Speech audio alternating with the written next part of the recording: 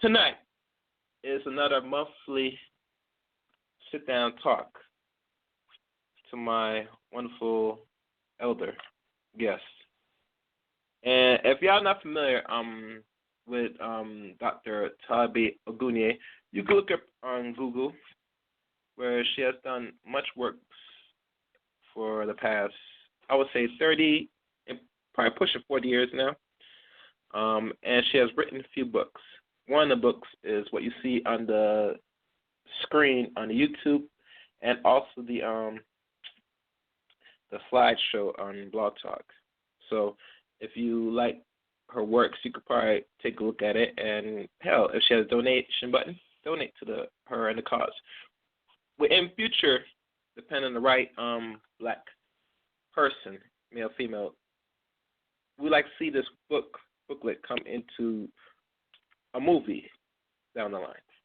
So that is the real aim of writing the book, is to not only display our history, but also to show our history in a more better light through cinematography. The subject for tonight, this is part 3 of the Unconquered book, readings by Dr. Tolagbe Ogunleye. Oh, Miss Ogunleye, if you dare now, press 1 so I can see you on the board. So, with no further ado, let's get the show rolling as I open the mic. Good evening, Dr. Ogunleye. How are you tonight? Fine. How are you doing? I'm good. I'm great. Wonderful, It's another end of the month discussion, and we sit down with you in regards to go a little further or into this great book that you published at the end of last year. So what is the rundown for tonight? What our listeners going to be listening to tonight? Tonight I wanted to talk about some of the battles that were fought by the Yamasee and Gullah Geechee people, and then some just interesting facts about that historical time period when the Yamasee and the Gullah Geechee people went to war against the British, the Spaniards, and then the so-called Americans. So just a little bit of information that people may not be familiar with, and I think that it's something that they should know something about in regards to our history. Okay. All right, let us begin. Okay. One other question, because you were saying that... Go ahead, I'm sorry. No, you were saying that I guess I should be able to see the information on YouTube. I don't see it. Hold on. Because you were saying that... No, you were saying that I guess I should be able to see... Give me 1 second, people.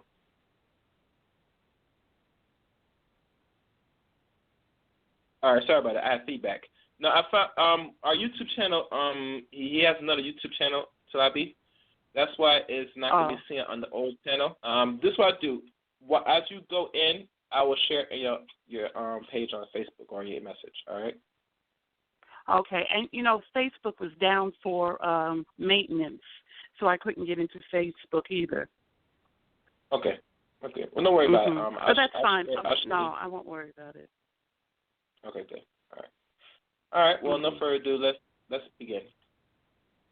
Okay, so I wanted to start by talking about the Yamasee War, and one of the reasons why the Yamasee people went to war against the British. Wanted to start there, and then we can go into the Gullah Geechee Wars. So I guess at this point, people are pretty much aware that the Yamasee War began in 1715, in April of 1715.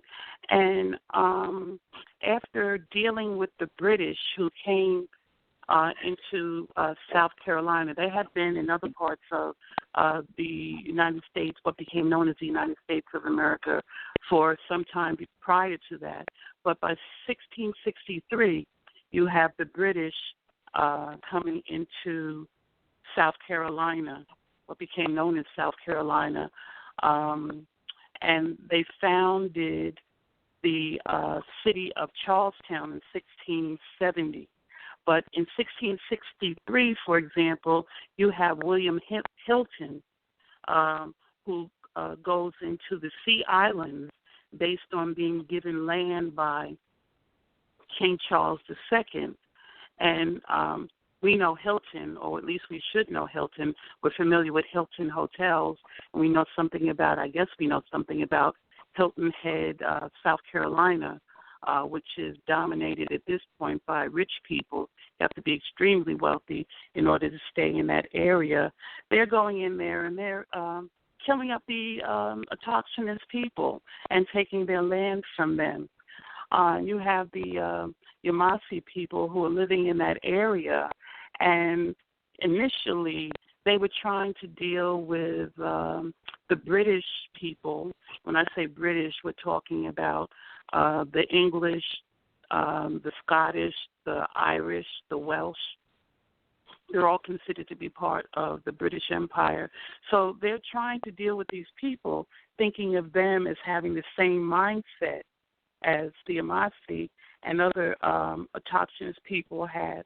So when they asked for land, the land was given to them with basically no questions asked. The Yamasee people just thought that they were dealing with other human beings who looked a little different in terms of complexion, but were still considered to be human. But after a while, they began to realize they were dealing with a people that had a completely different mindset.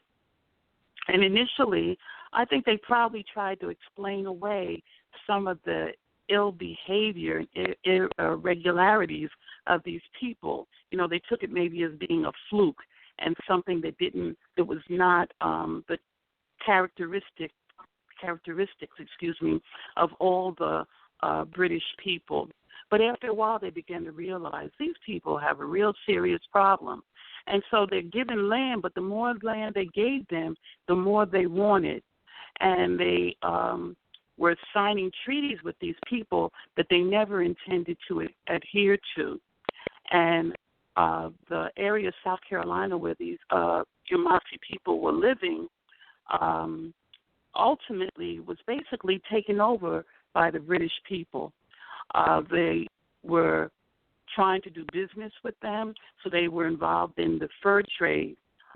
Initially, I guess, or for the most part, they were hunting deer, the white-tailed deer, for the British people, who took the leather of these animals back to Europe and made hats and gloves and coats and all sorts of things out of it.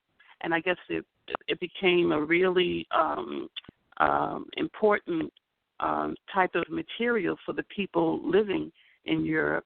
And so they demanded more and more and more of those skins from the Yamasee people. Now, during that particular time, they had basically a barter system. And so they would sell the deer skins to the British people, and in return, they were allowed to shop in their stores and buy stuff basically that the autochthonous people did not need. Just crappy types of wares, merchandise. Their flowers, and I mean flower, Flours. Their clothing, different things that the Europeans had to sell, and they sold them for enormous amounts of money. So it came to a point where the trade was uneven. So the British are getting the deer skins from them, and they're the autochthonous people, the Yamasee people, they're getting whatever is available in the stores that were sold by the British people, but they never were able to equalize the trade. The Yamasee people ended up owing more, supposedly, than the amount of deer skins that they were trading to the British. And something else that's happening, the British are taking the deer skins, back to Europe, and they're making all sorts of items out of the skins.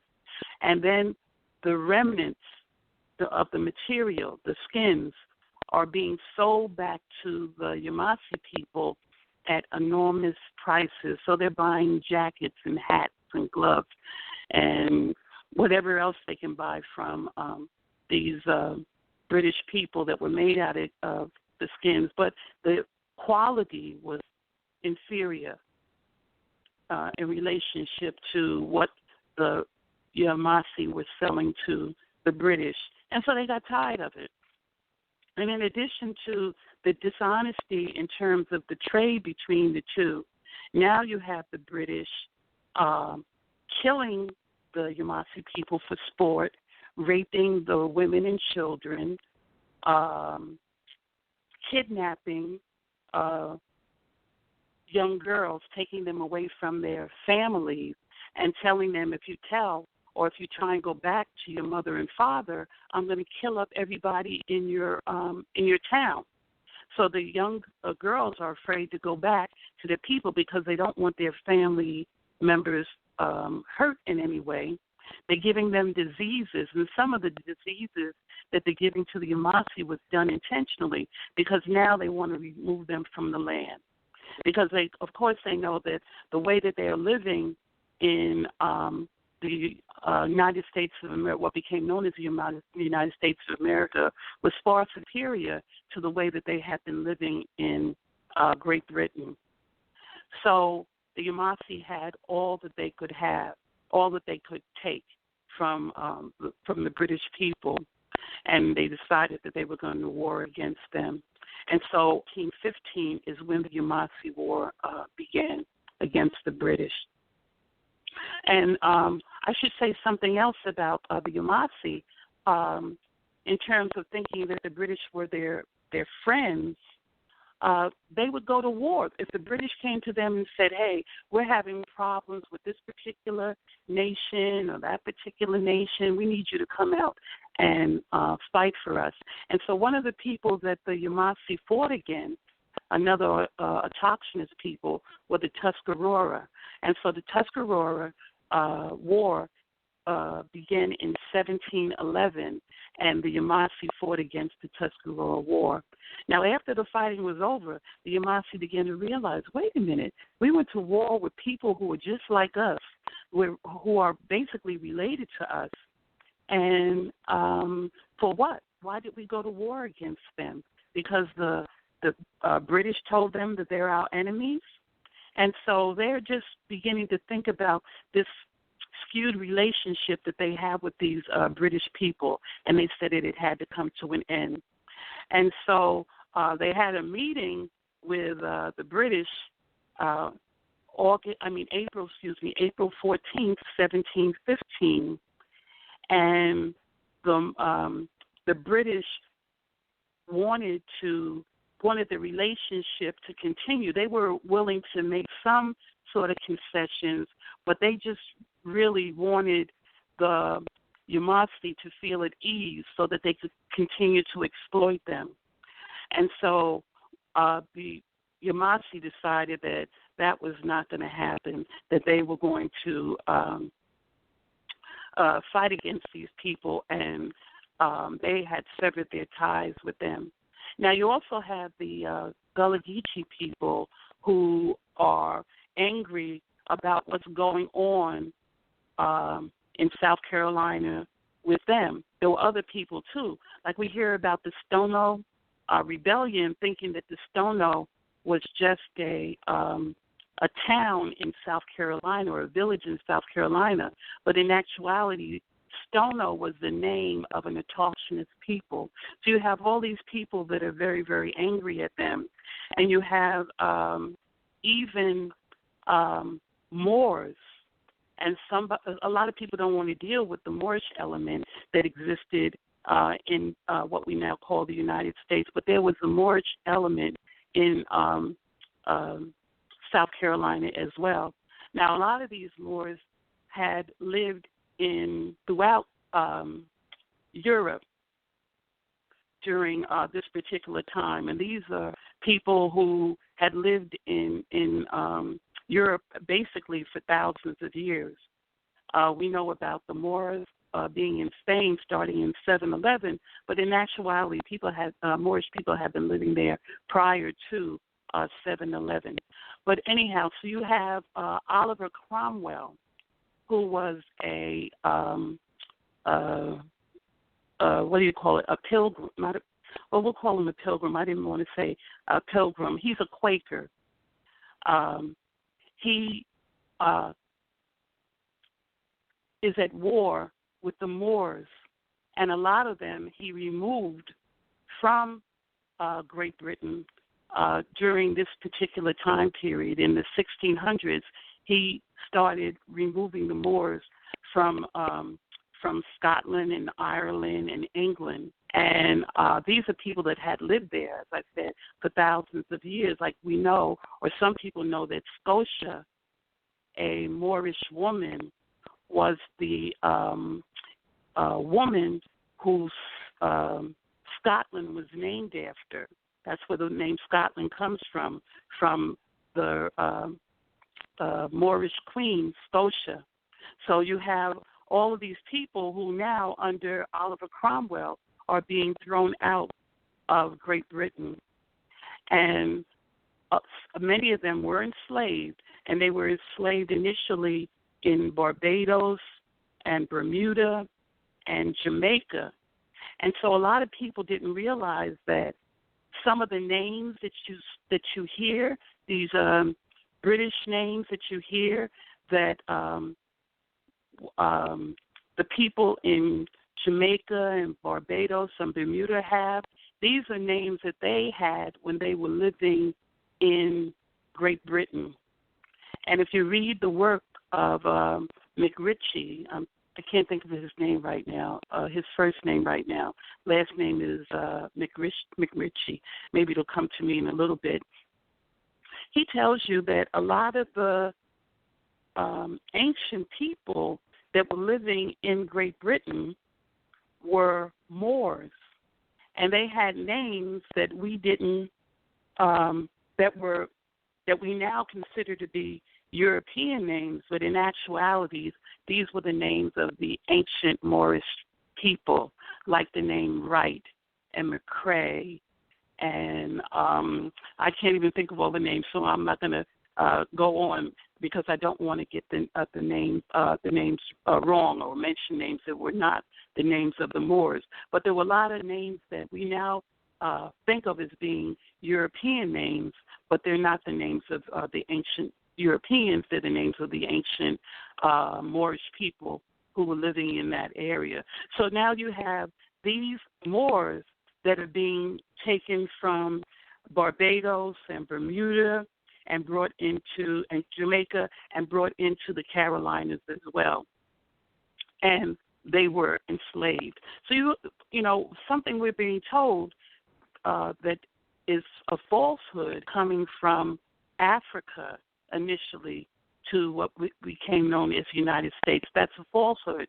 The people that came initially to what we now call the United States came out of Europe, or they were taken from the islands, the Caribbean islands, and brought into the so-called United States, and the autochthonous people of the United States are being taken off the land, and they're taken to Jamaica and Bermuda and other parts of the Caribbean. And one of the reasons why that was done is to confuse them, because if you remove them from the land, they can't run. If you're trying to enslave them, you can't enslave them on their own land because they know where they are and they know how to run away. So they would take them from the United States and take them into, or what became known as the United States, and take them into Jamaica and Barbados and the Bahamas and so forth to keep them from running away, because it was going to take them some time to find out where they were and how to move around. So you have all of this chaos going on. Something else I should say, you have the Moors. We're told that the Moors are fighting ended against Spain in 1492, and that's not true.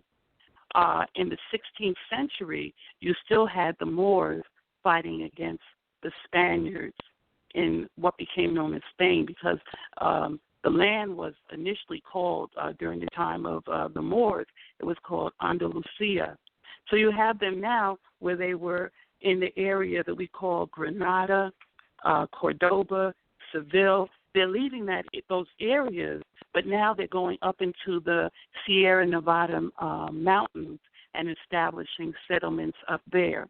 And one of the settlements that they started, and I was actually able to visit that particular area, is called Alpujarras. And you have them, the Moors now, living there. And I guess it angered the Spaniards that they left out of Granada, Seville, Cordoba, and they're able to go into these other areas, and they're still able to survive. So they're building their settlements on the sides of the mountains, which is really, really beautiful, to see what they built. So they're chasing them basically and fighting against them, even up in the Sierra Nevada mountains. And so a lot of the Moors got tired of all the fighting, having to endure this fighting with the Spaniards, so a lot of them left. And that's when they go into what we now call Amsterdam and Scotland and Ireland and other places to try and escape the onslaughts of these particular Moors. And something else that's really important to say, that when Queen Isabella and Ferdinand took over Spain, they allowed some of the Moors to stay among them if they said that they would stop bathing. So if you promised not to bathe anymore, you were allowed to continue to live among the Spaniards. And when they took over Granada and they took the Alhambra, which is the main castle in Granada, the first thing that the Spaniards did was remove all of the the bathtubs, the sinks, anything that was related to cleaning one's body. Those things were destroyed. They were taken out of the castle.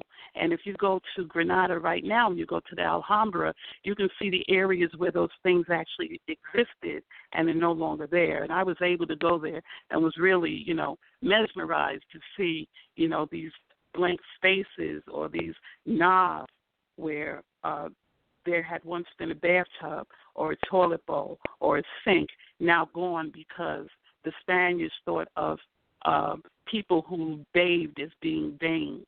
So now you have all these people who've been aggrieved by the British as well as the Spaniards. They're living in South Carolina and they're fed up. So on April 15, 1715 is when the war began with the Yamasee fighting against the British. Yes. I have to pause you for a second.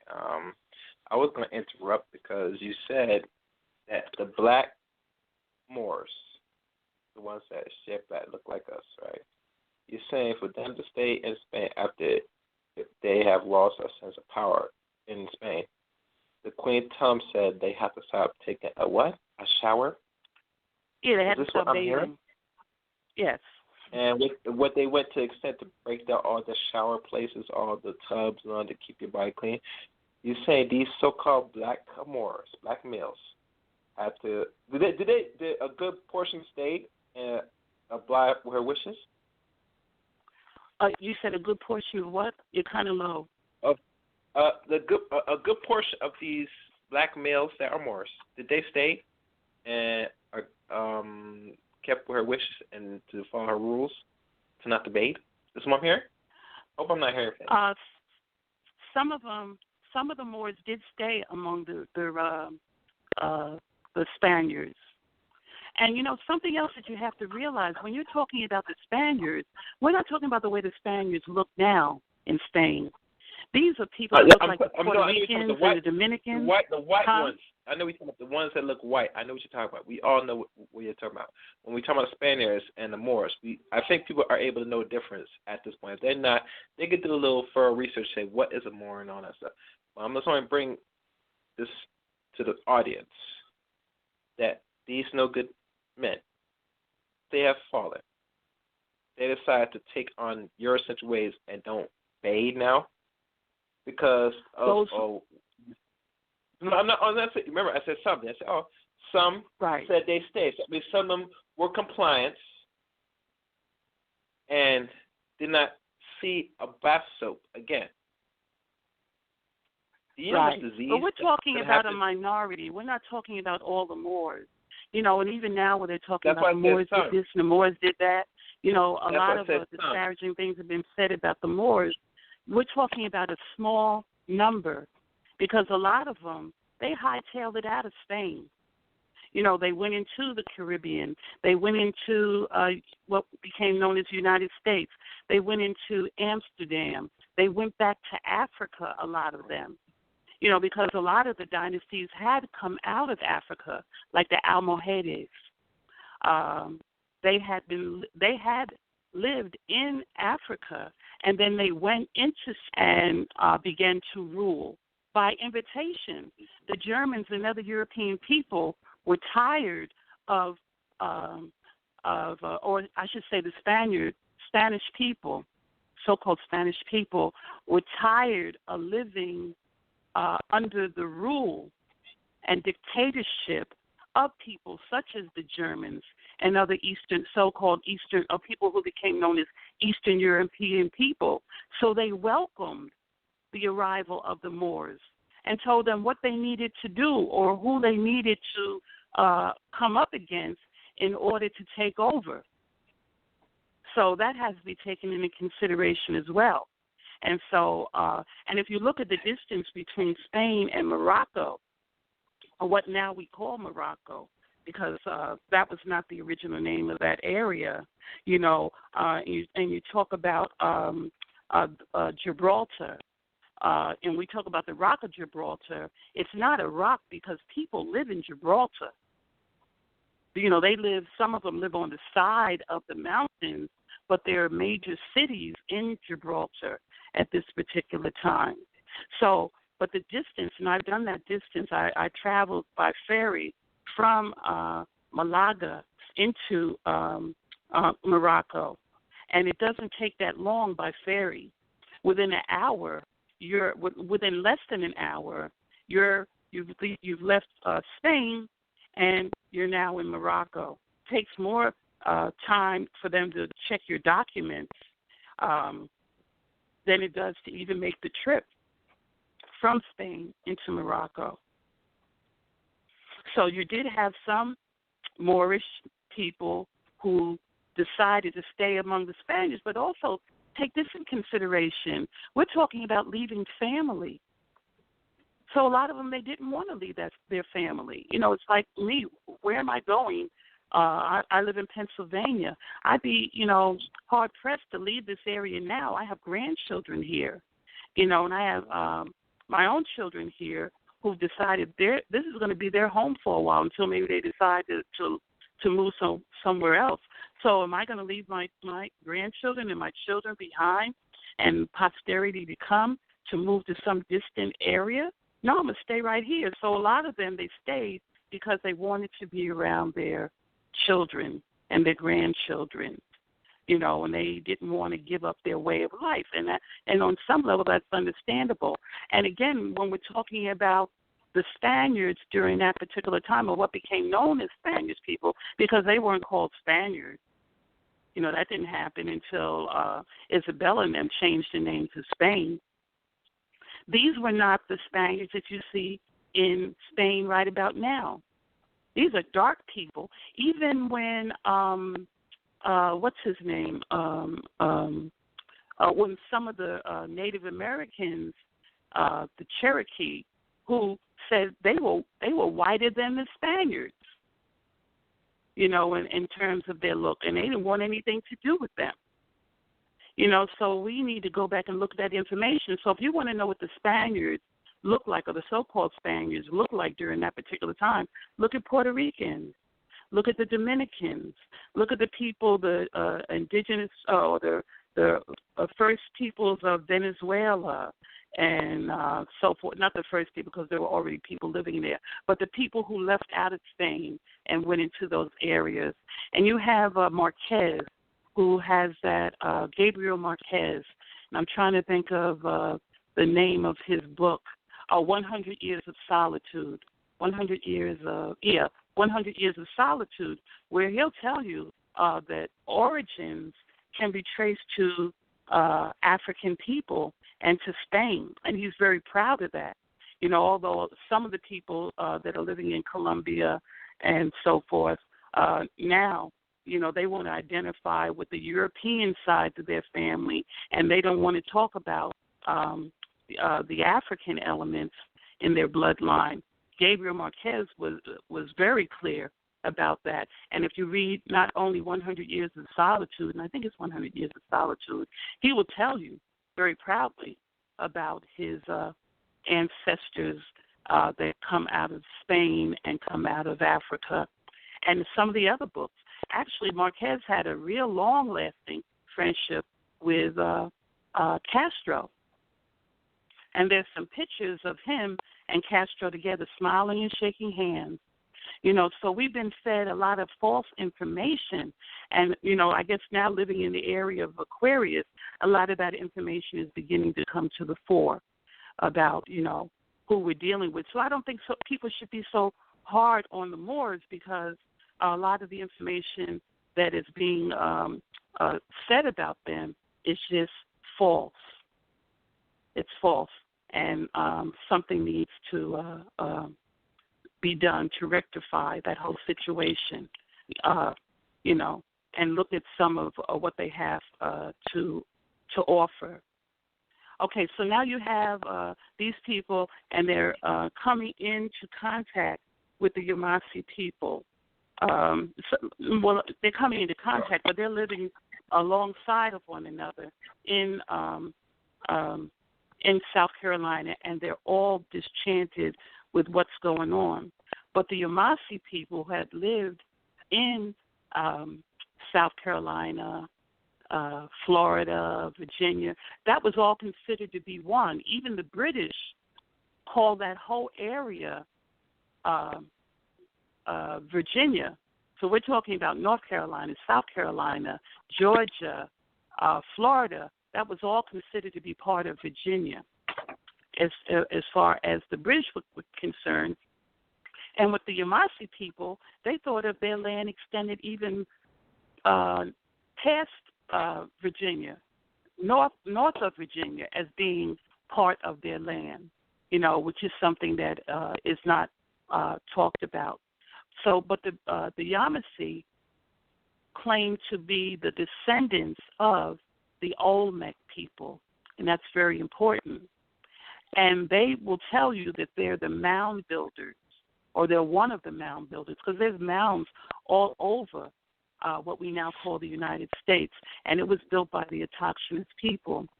And you have these European people who had no understanding of mound builders and their culture, and they're coming in and they're desecrating these various types of mounds, and there were different mounds depending upon how they were being utilized by the people. But they're trying to chop the mounds down. They're defecating on them. They're urinating on these mounds, just showing no regard, no respect. They're going in and trying to see if they can find gold and silver and other things that they thought would be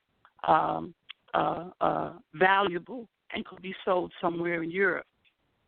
So you have all this going on. So you have the Yamasee, who at this point are fed up, and they say enough is enough. And so they began to fight against the British. And they took out their they took out their animosity, but the war began against the Goose Creek men. And the Goose Creek men were European men, British men, who had been given that area, supposedly, by Charles II. And it didn't belong to them, but they're claiming it to be their own. And so these were actually the people that, or the representatives of the Goose Creek men, who the Yamasee people were interacting with. And so they were the first ones to be eliminated. And they got their just desserts, I must say. They were burned over flames. They were hung, you name it. Whatever way that they thought that they could get back at these people, that was what was done. You said something? No, keep going. I'm observing. Okay. All right. So they're fighting against them. Now, something else that's really important about this fight against the British people that the Yamasee had and other people had, like the Sakahachi, the Stono, the Yuchi, and we could go on and talk about all these autochthonous people. These are dark-skinned people. They're copper-colored people. So the British now are trying to take the land away from them. They were successful in getting a lot of land from them, but they wanted to totally annihilate them. How do you do that? Instead of referring to them as being autochthonous to the land, they're beginning to call them Negro, Black, Colored, African. Because if you're an African, then you're considered to be an immigrant. The British say, well, we're immigrants, and you're immigrants too. So you can't claim any of this land. We have just as much of a right to this land as you do. So that was another major fight against the Yamasee people. And if you go back and you look at some of the records that were left by the British who first went into South Carolina, they'll tell you very clearly that these were dark-skinned people with woolly hair, thick lips, and broad noses. But now when you're talking about Native American people, they're talking about these light-skinned people with aquiline noses and long, straight hair. And that wasn't the case at all. And they made a lot of that crap up. I think I told you or the people the last time about a commercial where they have this Italian man playing like he's an Indian, and they know full well he was not an Indian. Or if you look at those old cowboy and Indian movies, I forgot his name.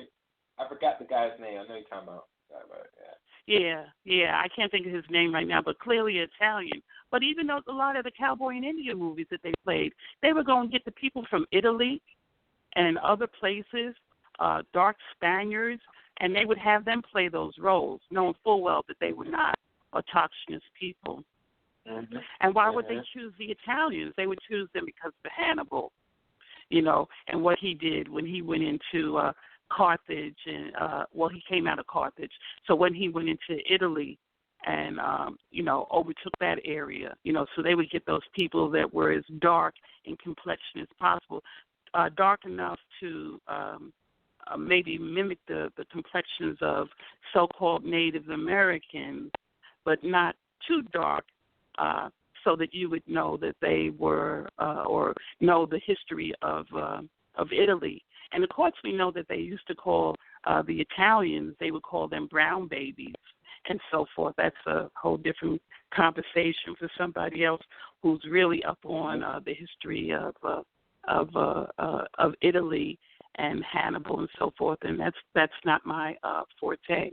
But anyhow, so the Yamasee, they're tired. They can't take it anymore, and so they start killing up the British, and they do a lot of damage to the people.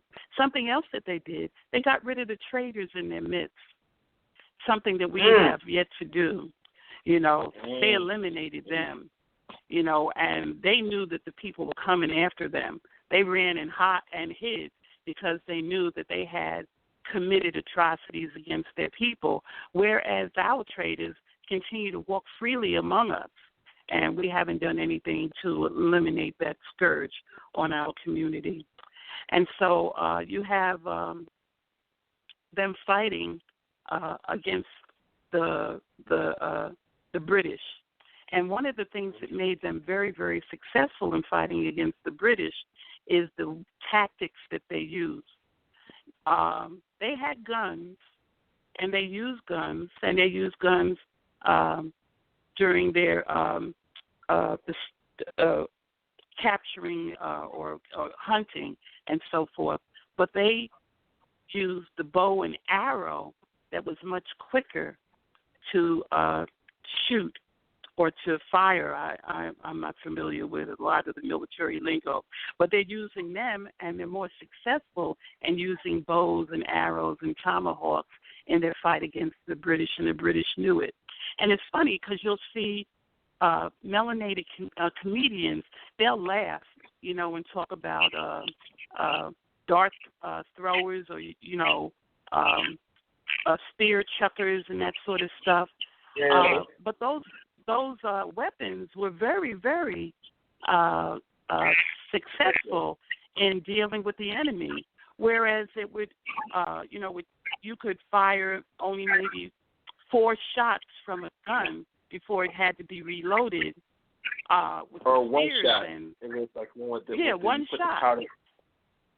That's right. Yeah. And then they knew a great deal about poisons. So they weren't just arrows that were being lobed at these lobes a word, I think it's a word, at these British people, but on the points, on the tips of the arrows, they're putting poison, and so they're doing them in. If the wound was only superficial, once those poisons hit, they were sure to die. And the British were, they were lost for words. They didn't know what to say, because now they're dealing with people who were using what we now call guerrilla warfare. Mm-hmm. And they were very, very successful. Something else, and people laugh at when you see the old movies where they hear them shouting, or they're making it seem like they're saying something unintelligible, or they're just screaming. They're painting their faces. The men are painting their faces with what was called vermilion. They applied war paint, and the war paint, the red tincture that was used, was called vermilion. And this was something that was used by the Olmec people to decorate their bodies as well during war. So a lot of the warfare that was used by the Yamasee people was handed down to them by their ancestors, the Olmec. And there's something else. They keep on telling you that the Olmec disappeared and no one knows what happened to them. European people know what happened to them. We are the descendants of the Olmec people. They didn't disappear, and the Yamasee didn't disappear either. So they're fighting. Now, the European people are really upset, and they want to get back at the Yamasee people. They basically thought that they could take them on because, according to them, and I have still much research to do, but the word Yamasee means gentle or gentle being. So they thought that they were dealing with these gentle beings who would never, ever fight against them, and they found out to the contrary. No, we will fight against you, and we will win. And they were winning the battle against them. I should say something else, but because one of the major cities of the Yamasee people was the town called Pocotaligo. And Harriet Tubman, whose real name, and they don't tell you that, was Araminta Ross. And they say she was a Bay, that she was a Moor. She led federal troops into Pocotaligo as a countermeasure against the Confederate troops of Robert E. Lee. Now, if you listen to the information that we're given about called Harriet Tubman, they'll tell you that she lived in North Carolina all of her life, and she did not leave North Carolina until she started helping other enslaved peoples flee and go north. which is not true at all. Now, of all the places that she could have gone, how does she know how to get into Poco Toledo? So we're not even given correct information about her. And if you read some biographies about her life, they'll tell you she only freed a couple hundred enslaved people. But in the words of Harriet Tubman, she said, I freed thousands of slaves, and I would have freed thousands more if they only knew they were slaves. So then you have this information about Araminta Ross Bay, as well as her knowledge of areas that supposedly she had never visited to. How did she become so adept at that? Was she actually a Yamasee woman, or was she some other? Was she from some other autochthonous people, as opposed to the information that they've given us about her as being a Negro? So that's something that we need to look at and go back and do the research, because, there's so much out there in terms of what we need to know about us that has not been put into the books that we've been given to read. And so we need to really go back and look at the primary resources and begin to make our own assessment of what occurred during that particular time. Something else I think is important before I go on. These people had a written language, and we're told that these were illiterate people who could not read nor write, and that's not the truth. They had what they called tomes, which were books that were engraved on conch shells and turtle shells and so forth and so on.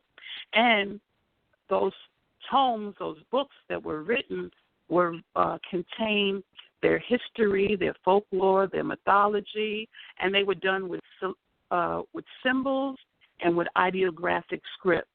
And some information now is coming out about ideographs that were used by our people, like the language Nsubidi that comes out of Africa. But they had ideographic scripts right here in what we now call the United States of America that might have been similar to some extent with what we see in Africa, but they had their own ideographs that were used as well. And those things were used during battles in order to communicate with one another. And that was something that really baffled European people, because when they would go to try and assault these people, on the way to try and go into their settlements, they would find these colorful painted symbols on trees and on rocks and all sorts of other mediums. And they said, wow, these people aren't savages. They have art. They engage in art, not knowing that they were looking at information that these people were conveying during times of war. They weren't conveyed just during times of war, but during times of war, they definitely used ideographic symbols to communicate with one another, and the Europeans weren't able to decipher what was being written. And they talk about that, and say, wow, we didn't know that those savages could paint and draw. That's astounding to us, and that was one of the things that was used by these people when they fought against the British people. Now, if you read the histories or the writings of the first Europeans that came into what we now call the United States of America, they didn't know anything about the area. They had no knowledge at all of the land. And so the first thing they did, as they did in Africa, they brought in the missionaries. They also brought in quirky-looking European men primarily, who tried to get as close as they could to the autochthonous people to learn as much as they could.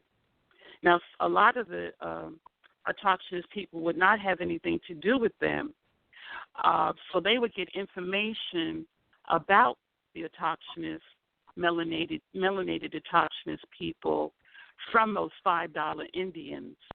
One of the European people that went into South Carolina, Florida, Alabama, and so forth was someone by the name of, oh goodness, what is this man's name? I was getting ready to tell you, and now I can't remember. They called him Poogie, and I'm going to think of his name, Bartram, William Bartram.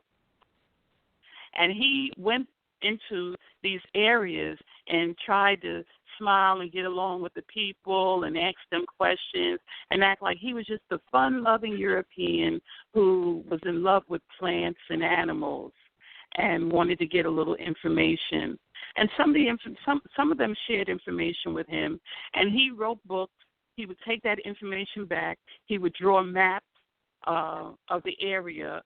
Other people were drawing maps of the area as well, so that when the military came through, that they were exactly where these people lived, and they would know something about their strategies for fighting, the biological strategies that they used, the poisons that they used in order to fight against the Europeans. But a lot of that information was given by those so-called $5 Indians. And, during this time, they weren't called $5 Indians. That hadn't started yet. But they were on the side of the Europeans, the Cherokee, the Chickasaw, the Choctaw. And we know that there was some melanated people among them, but we're talking about those light-skinned fake Indians, those people calling themselves Indians or not. They were giving the information to the British, and a lot of them, they were British. So you have the Welsh and the Scottish and the Irish. They were the parents of a lot of the people that we now called Native American, and they were not, and the people calling themselves Native American now, they are not. They were intruders. And so they're fighting against these people. One of the first battles that was fought was the Battle of Sakahatchee. And this was the first counteroffensive against the Yamasee people that was used by the British.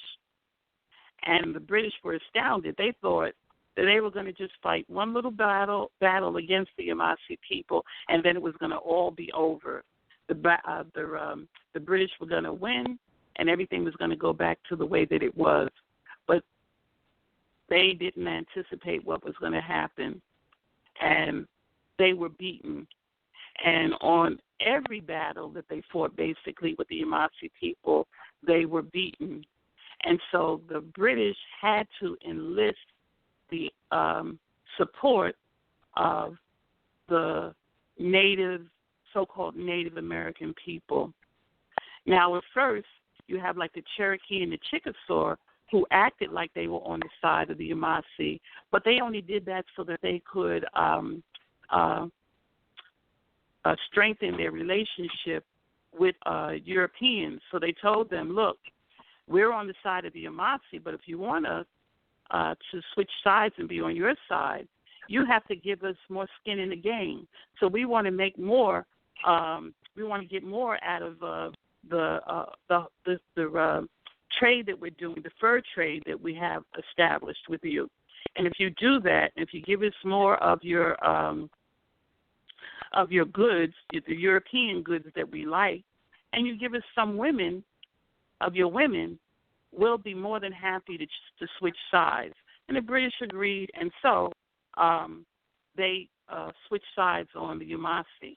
And the Yamasee, it was a little upsetting to them at first, but they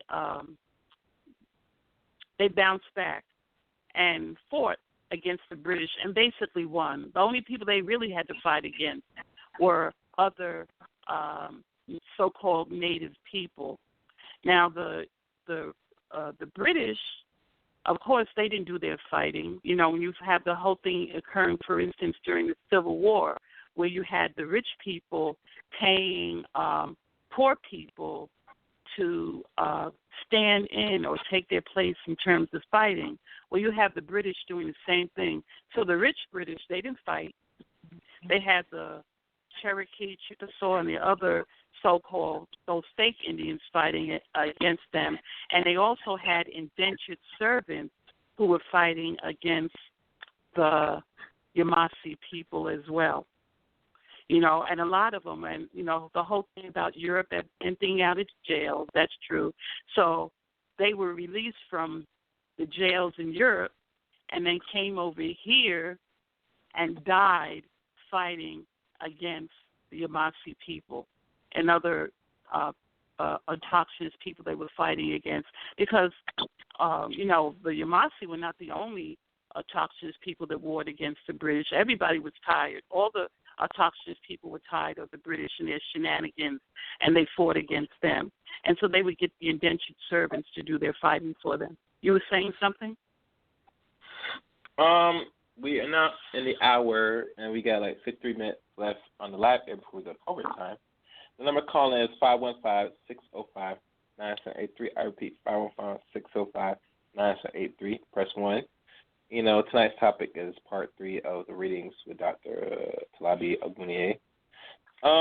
You know, we have not much callers, but I feel like I want to open lines briefly, see if anybody has anything to say briefly. Okay. So, hold on. Let me try it. So the first call open at 302. May I ask who's speaking?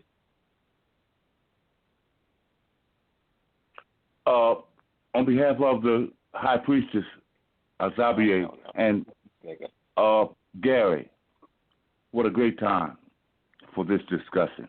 Okay, I'm still on line for a second. Hold on. Sir, relax. Let me see who else is on this line. 423, may I ask who this is? Hello? Yes. Your line is open. Yes, 423? Yes, correct. Yes.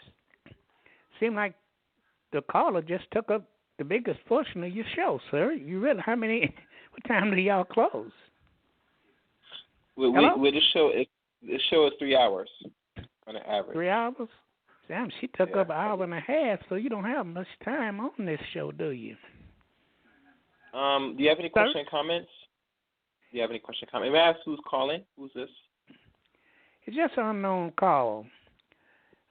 Let it go as that. But this unknown call got a character name you want to call you by? Yeah, my name is James Robinson. Okay. My question is, I just want to share one thing with you. She was talking about Africa and all the people in Germany and all of them. Do you think that anything is happening where the president got these babies and kids hostages and they don't know where their parents at? They lost. They shipping them from state to state. Is anybody concerned of that? Can I say something about that? Why should we be concerned with them and they're not concerned with us? That's not the topic ones of that the you discussion. was talking about. Excuse me. The people that you was talking about. Tonight. Are they concerned We're talking about the Yamasee War and the Gullah Geechee War that our people fought for their freedom, for their independence, for their autonomy, not about somebody else who doesn't give a rat's ass about us. And they don't care about us. If you want to talk that talk, go to the shows where the Mexicans are talking about their plight, and you ask them questions about that. Don't ask me questions about shit that doesn't pertain to our people, the copper-colored people of this country, and our plight. Got it? He wants. Got it? He wants a wall. He wants a wall, and I don't think he should take it out on the kids and families and separate them because of what he wants. What does that have to do with us? Would you please hang up on this fool? What you were talking about have to do with us? I am so tired of so-called black people. We are so concerned about other people's struggle, and they're not concerned about us. Gary, let me interact with the high priestess. Gary, let me interact with the Relax, Mandel Khan. Relax. Let me say something. Miss Patterson, I'm not sure if you're black or wherever other, but, you know, the subject matter is dealing with us as a people and how we overcome things and how we fight against oppression. I'm not concerned. I'm not sure what is the purpose of you talking about other race people, and this is not the subject matter.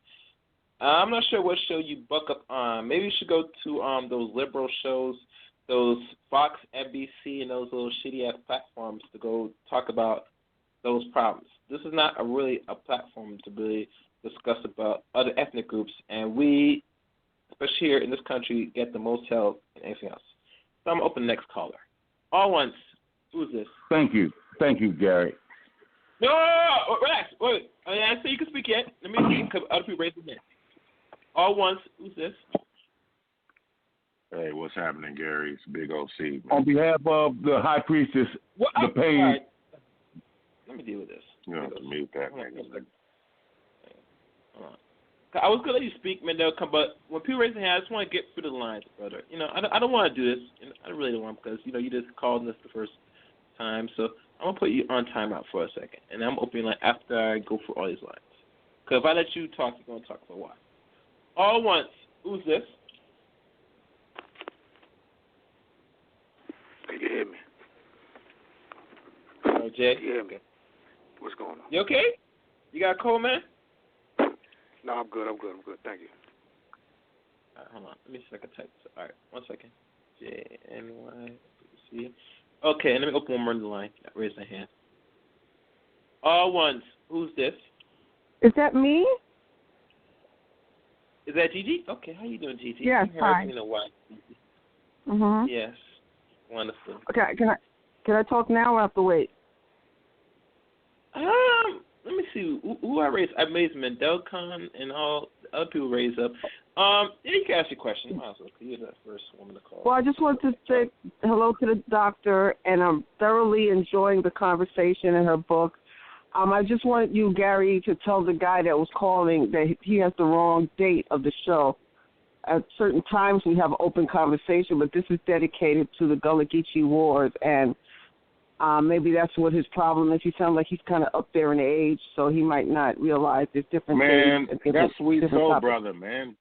That's but I thoroughly I thoroughly enjoy the program. I'm listening, and I'm loving every minute of it. I was so happy when I saw Dr. Tolagbe Ogunleye. I'm going to mess up your name. Ogunleye is here, and I just love this. Thank you, Gary, for inviting her back. Thank you, Doctor, for being here. Thank you, Tyrone, for the format. I'm backing out. Thanks. Hey, thank you. All right. Good to hear your voice again. You too, sweetie. Big OC. Who you said that person was that opened the mic that talked about these immigration? Man, that's sweet soul, brother. Trolling you, man. Come on, Gary. You sure? I'm positive. This is James. You know, we're always concerned about somebody else. Come on, Gary. But when it comes to talking about our plight, our situation, we don't have time for that. You know, I was on Facebook the other day, and some woman was telling me about Chinese people and why they started selling Chinese food.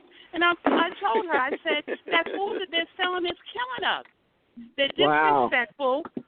You know, man, that orange chicken be hidden, they won't clean their stores. You buy something from them. If you're a penny short, you're not getting that item from them. You know, and they know what they're selling. They know that their food is poisonous. They know that it's compromising our health. Some used to take food stamps when welfare stamps was there. Back in the day, remember they used to take food stamps and food coupons and shit? Yeah, I trade.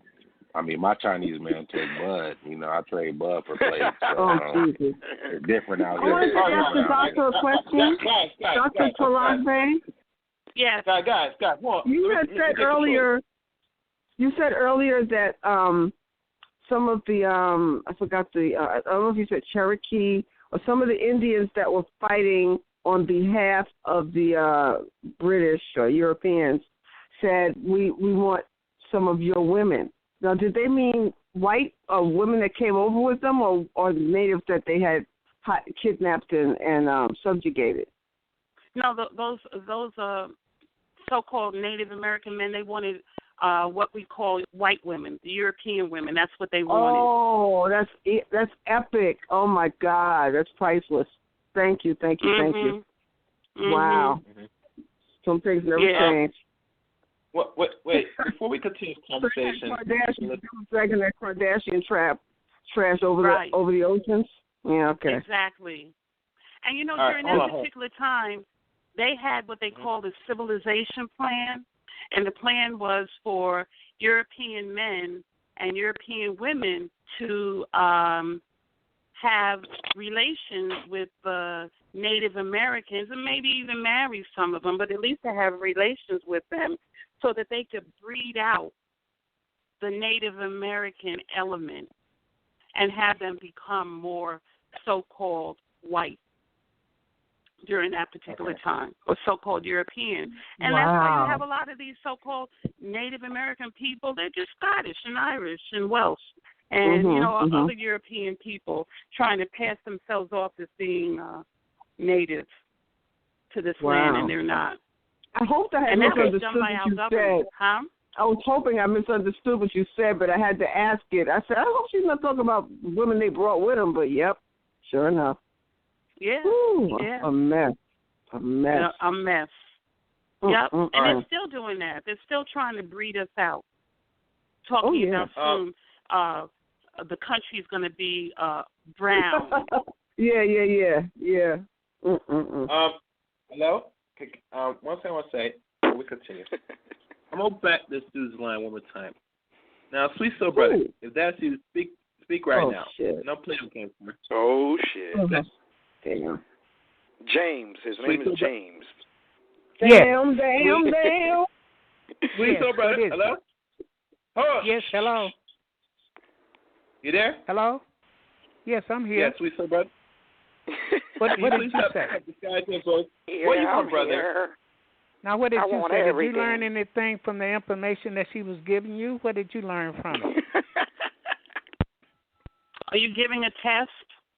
No, I'm just asking him what did he learn from what all the information you was giving him? I'm 66 years I old. learned a lot of information, but I'm talking about the one that's supposed to be responsible for this show. What did you learn from this, sir? Why are you here? Just to tear down a positive show? Here? I'm here because what is that doing for us? Are you thinking about you can all hang the up, old man. people that you're talking about? You can hang what up. What is that doing for us? Let me stop this. You know, Sweet Soul Brother, as much older as you are, at 51, maybe going for 2 years old, and how you make your platforms on this platform and make your shows bashing black women. And I said, I stay back and don't really say enough because I already know who you are. But to sit here and it shows your lack of character, it shows the lack of manhood. You talk about alpha male, beta male, bullshit, which are all Greek terms at the end of the day. That shows that you are the personification of that no good nigga. That when we see them type of old dudes say, this is the one we don't want to be around with. And I said, he's a bad fucking example. You know what I'm saying? And especially when I actually saw a profile picture of you and your so-called mission. It is very, listen, Gigi, and listen, ladies, that female of his wife is very dusty. When I look at a picture, I say, oh, that's his wife? I can see why black men leave black women and get this. And I say, this is what black men been fighting for the past 50 years. This is shameful. That's going backward. And he hung up, which, that's fine. Wow. But it's like backwards, right? It's a shame. It's a shame.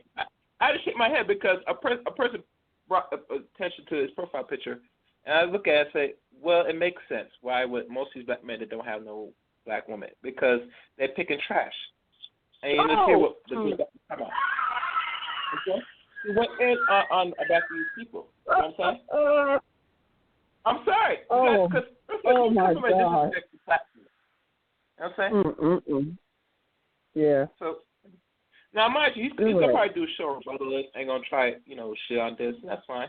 But no, say he already showed his character on this show tonight.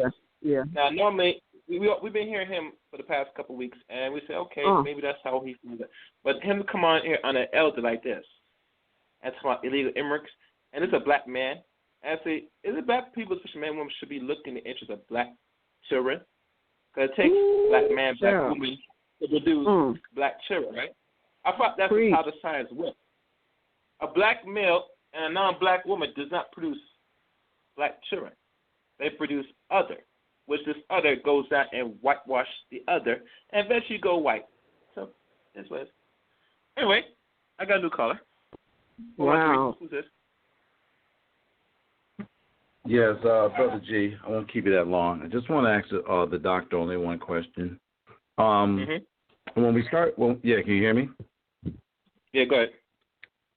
Yeah, so my question was, when it comes to the Moors, would you say they'd be under a matriarchic system or a patriarchic system? That's my question. And the reason for asking was the entrapment or the enslavement of the women who actually came on the Isles or joined them, because I understood, let me just go on ahead and ask the question. So, Dr. Bey, is the Moor more towards the patriarchic system or the matriarchic system? I guess it really depends on what sect you talk to, but they consider if they're following the rules or the edicts of a noble Drew Ali, they would say that they're a matriarchal system. So if it was under the Prophet Drew, and I'm sorry I didn't say the whole name. You're saying a matriarchic system because the matriarchic system was a unity system, a system where it applied. There was no classism, no casting of what level, and I don't know if we were multiple relationships, but when you start thinking about some of the and I could be mistaken. If I am, you could correct me. I'm well with that with humility. I thought that the Moors actually joined the Europeans in the slave trade of women. Some of them did, but you can't make a blanket statement when you're talking about all the Moors. Some of them are corrupted, just like the Jews. Some fought on the side of Hitler, and they were responsible for leading their own people into the what do you call it? The Furnace. The extermination camp. Holocaust. Okay, so and Doctor, yes. So Doctor, the reason I'm saying again, the reason why I brought that forth because if the Moors, who were the navigators, actually after the Armada Wars gave assistance to the Anglo-Saxons, and if I'm wrong, stop me, then they must have showed them where all the matriarch tribes were, because those tribes were not patriotic. They were not one leaders. They were multiple leaders. Right. So did they show them how to get to the other people who are already in their matriarchal type stance? I wouldn't say they showed all of them, but they definitely revealed some information. It's we make the same mistakes. You might have spent some time with someone that you thought was cool, and they were only picking you for information and trying to take advantage of you. And a lot of the Yamasee leadership, the Migos, their leaders, they were called Migos, they began to realize that they had made a mistake in dealing with these European people. They thought of them as being human-natured, having the same sort of mindset as the Yamasee people did, and then began to realize, and it went on for quite some time. The first couple of 10 years or so, decades or so, they kept on saying, no, trying to make excuses. Don't we make excuses for some people who we think, they're just a little, they made a mistake, they'll do better, that kind of thing. Yes, ma'am. But and it's not a put down, but it hurts my heart now. I'm at the end. No. Stop, sir. I got to make a disclaimer. Hold on. Howard Thompson just notified me that was not Sweet Soul Brother. That's somebody else. I'm not sure what's going on, who the fuck that was. Okay. Well, no, if that person calls back in, you'll be booted automatically immediately. So, sweet soul brother, that was not you. Okay. You said fuck okay, doctor? I know, man, but that's what Carol told me, so I have to make a rebuttal. Can I finish, please? You know, Can I finish? so if he don't listen to the show, let him know that was not you, sir, all right? Because Tara just let me know, so okay. So we continue. Okay, so my point is before you continue, can I finish, Gary? I'm at the Hello, relax. I can open these two lines. Kind of want people waiting. 864. Is that you, Shabazz? Peace, Black Power. How y'all doing? All right, stay right there. Hey. And 626. Hey, what's up? What's up, Gary? All right. You can continue, brother. You continue, brother G. Okay, so my what I'm going to say is that it just hurts my heart because if I heard some of the Moors were saying the reason why we were in this position because we lost our mother's tongue. And because you cannot claim any land unless you have the knowledge of your mother. How can I have the knowledge of my mother? She's been kidnapped and then forced into a patriarchal system. Because anybody that claims land supposedly is supposed to go through the mother, the bloodline of the mother. Right. So that's the heartache that what I'm looking at. Then, so how can the people reach where they need to get to in order to put themselves in a whole manner and stop being so fractured if you can't remember your mother's native tongue through the slavery, or should I say, the overtaking of the matriarchic system? That's all I want to bring forth. Thank you for this. You know about the Sankofa bird? You know about the Yes, Sankofa bird? Yes, okay. ma'am. So what it basically means that not for you because but for other people who don't, they say that you should go back and take what has belonged to you or what was taken from you. And I think that there are ways to do that. There's a lot of information out there. We know what some of the if you go online, for instance, you can go and as for my book, I did this, see different languages that were spoken by our people. Have an indication of what language you might want to go back and recapture based on where your people are from. My people, on my father's side at least, are from South Carolina. So I'm just beginning to learn about the Yamasee and the Geechee and so forth. So I can go back and recapture whatever I can about those people, which will get me closer to finding out about my mother tongue on my father's side. Now, on my mother's side, they were Alabama, from what I've been told. And the Alabama language, or Alabama language as they call it now, you can get a dictionary or a book of the language. Doctor, yes, ma'am. Maybe you could put me on the first trail then. So, if out of the 5 tribes that they renamed, which were not 5 when it was multiple, if I said Choctaw within the Hinds County area of Mississippi, so what area would you first guide me into going into? Because Choctaw is actually another large one, and I don't know who betrayed who. I don't know what Andrew Jackson actually did when he did start the slaughter of our people. So where would you say, if you heard the word Choctaw, how many native tongues would you actually put in to that blend of that Trail of Tears? I would go back and look for the Choctaw language. And I haven't looked at the Choctaw, but we do know I think that was their language. That was the name Right. that was given to them, Doctor. Yes, ma'am. Right. So if you go and look online, put in Choctaw language and see what comes up. I know names of the Choctaw people will definitely come up. I've seen that. You can look at the Choctaw, the Cherokee, the Alabama. Those names are there. Go back and start there. And then other information. There is so much information now that's available online that hadn't been available before. And, once you get into looking at the names, they'll probably have some other, searches that can be done, for want of another word, that will bring you to information about the Choctaw. Now, I don't see myself as a Moor, but I do understand the second I'm going to use the word, I hate to use the word religion, but the second language of understanding is actually Islam. I know that. So the first one is the protesters who came here with the opportunity of confiscating the land. And I'm not going to say by way of the Moors, but with help. That's all I'm going to say. And so now Islam was on the land. I got that. But the shameful part about it is my mother didn't have neither of Protestant or Islam. Mm-hmm. That's what makes it so difficult. But thank you for taking my call. Right, but you know what? Something else before you hang up. You know, the word Islam is not based on religion. Islam means I self, Lord, and Master. And I understand. It was actually a culture, a way of life, other than a religion. Right. And so now they're trying to make it out of a religion, and it's not. And that's the way I think, to turn people away from looking at that information. And I'm not saying anyone should claim themselves to be Moors if they're not, but I am saying that we need to revisit that information and not look at those brothers and sisters who have decided that that's the route that they want to go askance.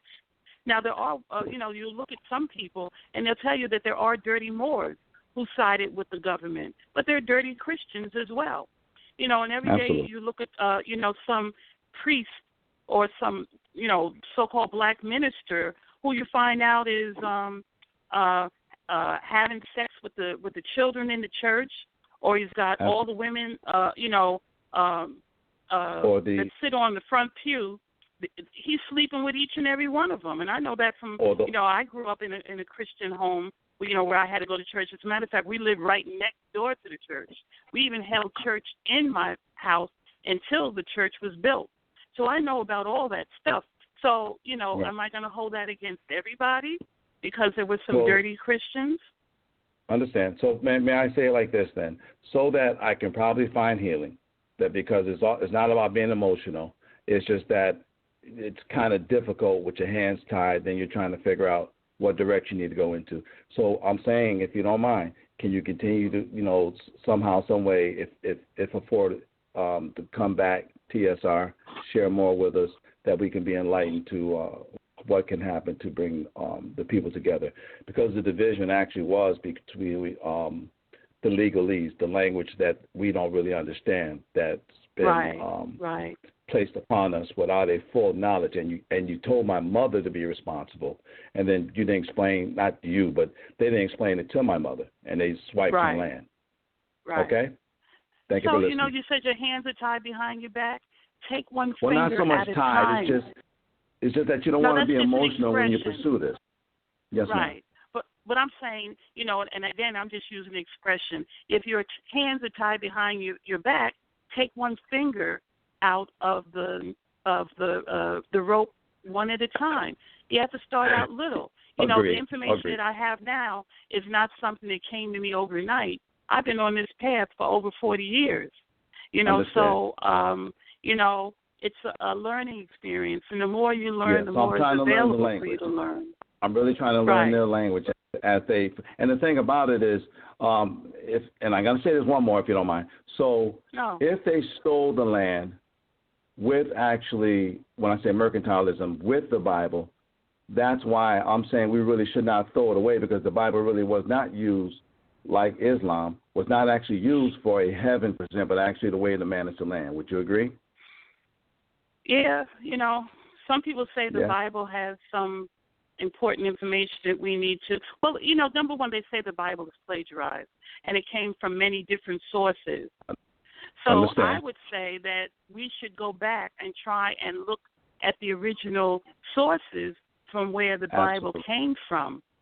And then if we do that, then we'll have a better understanding of what information is correct in the Bible and what has been falsified. Closure, because they use the Bible, disclosure, because they use the Bible actually within their laws. That's my point. Right. Mm-hmm. That's how they actually stole the land. Thank you for taking my call, sis. Great day. Appreciate you. You're welcome. I appreciate you as well. You'll find out so much information. You put it out there, so now the information is going to come to you. All right. Before y'all talk, who's supposed to see? Yeah. I'm trying to check the line who didn't speak yet to ask the question. But before I check the line, let me take these two new calls. 313. May I ask you speak? Hello? 313? Yes. Who's this? How you doing? Can you hear me? Yes. I'm doing pretty I can good, hear my you. king. That's good. I see you guys is talking about the Bible. Oh, what's your name, sir? My name is Adonis. Okay. That's my name, Adonis. Before you speak, Adonis, I got someone else has something to say, but let me open that line. I'm doing the order here. All ones. Who's this? Hetapu, Honorable Sister. Stay right there. I do hope. Angel, lady. Okay. All right. Before you speak, Angela Love, I'm gonna do the order because we have a lengthy list. Don't mind it. Big O, you speak already? Pardon me? You go see? Hey, you know what? You know what, Gary? Hey, Gary, real quick. Mm-hmm. Real quick, Gary. Yeah. You know, all the information she's given, you know what I'm saying? Mm-hmm. It's all good information. Mm-hmm. But, teaching, our kids, what can our kids in 2018, do with that information? Because, trying to incorporate a lot of that stuff in this educational system, I'm just trying to see how they would incorporate that into what they're doing today. Because a lot of that information is just not taught. How about we get rid of the current educational system because it's doing more harm than good, and teaching our children what they really need to know and what's going to help us to build a nation. How about that? The system, and I worked in the system, and I refused to teach the lies. And so I was moved from school to school to school. And eventually, when I could take it no more, I had to retire because a lot of what they're learning is nothing but lies. So we need a new system. We need to educate our own and stop relying on other people to educate them. Incorporate. Let's throw all that other crap out and teach them what really needs to be told. They need to know. For instance, men have become so, and I'm not saying you, I'm saying in general, men have been made soft. I remember when I was going to, someone had problems with someone in school. Well, we'll meet after school and handle this.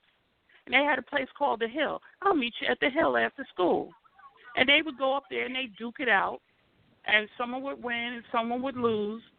But then it was over. No need to go get a gun, Mm-hmm.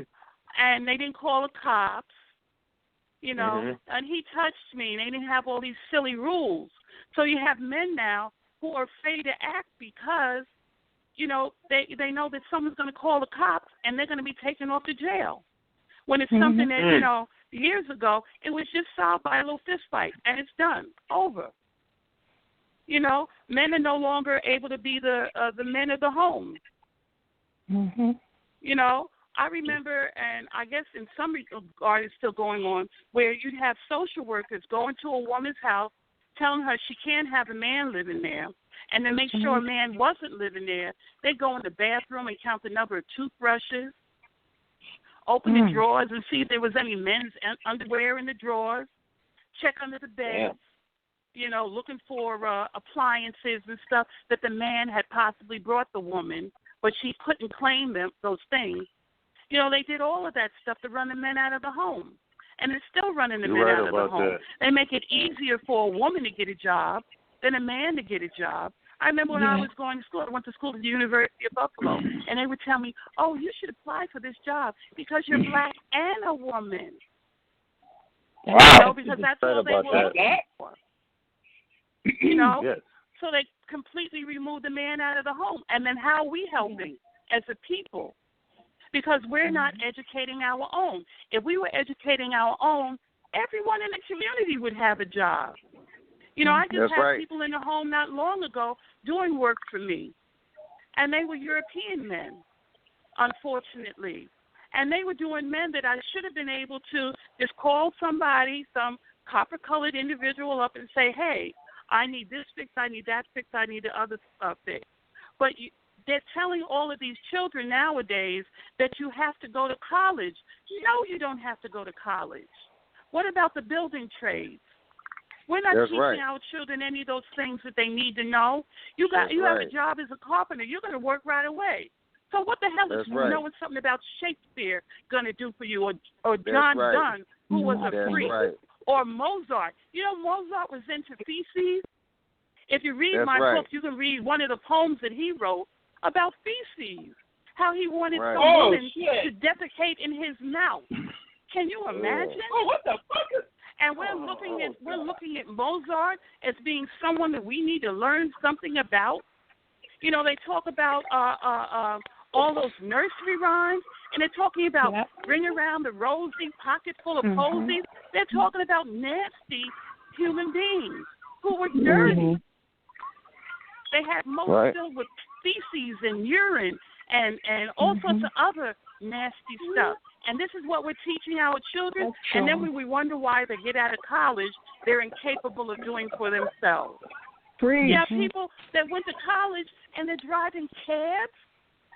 They're security guards. Can you imagine if we controlled our own educational system? It's a joke. That's right. And we taught them the building trades. We taught them about computers. How do you have a computer class in school and they're not learning how to program the computer? All they're doing is playing games. When I was teaching, there were kids in the school and they couldn't type. How are you going to have them in a computer class and they don't even know how to type? What? And this goes on day in, day out, day in, day out. And grades are not given based on what students know. It's given on who is most compliant. So if you know how to sit still, teacher will give you an A just because you're a nice student and you sit still. You don't disrupt. And it goes on and on again. When are we going to build our own institution? That's right. You know, I was looking at something, and I don't know who that woman was. Someone needed to knock her upside her head. I'm sorry. There were little white kids playing on something in the playground. Maybe some of you saw that on Facebook. And the little boy, he's trying to go. They had the what do you call it, the slide. So he wanted to go down the slide like the other kids. The little European kids stood at the top of the slide and started punching the little boy and spitting on him and doing whatever else they were doing to him. And the mother allowed that to happen. Now, what if Mama had told that little boy, kick everybody's butt who puts their hands on you? Like I told my kids, don't start fights, finish them. So what if she had told that to the little boy? You saw it, right? And then they followed him. He left that area, went to another area, and they went over there and followed him. What was the little boy doing crying? And they blocked that area off. That area off. And the mother didn't do nothing. What city and state was that? I don't know. What city and state was it? You know? Was in New York, over in London. Oh, it was over in London. Okay, I didn't know that. Over in London, France. Yeah. Now, what if Mama had handled that differently? Do you think that they would have followed him from one area of the playground to the next? All he needed to do was really pop one upside the head, and everybody would have. They would have all. They would have. I don't know that little blonde haired girl was tough. I don't know about that one. I hear you, but okay, so he might have had to go with 2 or 3 of them, but they would have left him alone. Yeah. All you gotta do is just go with the tough one.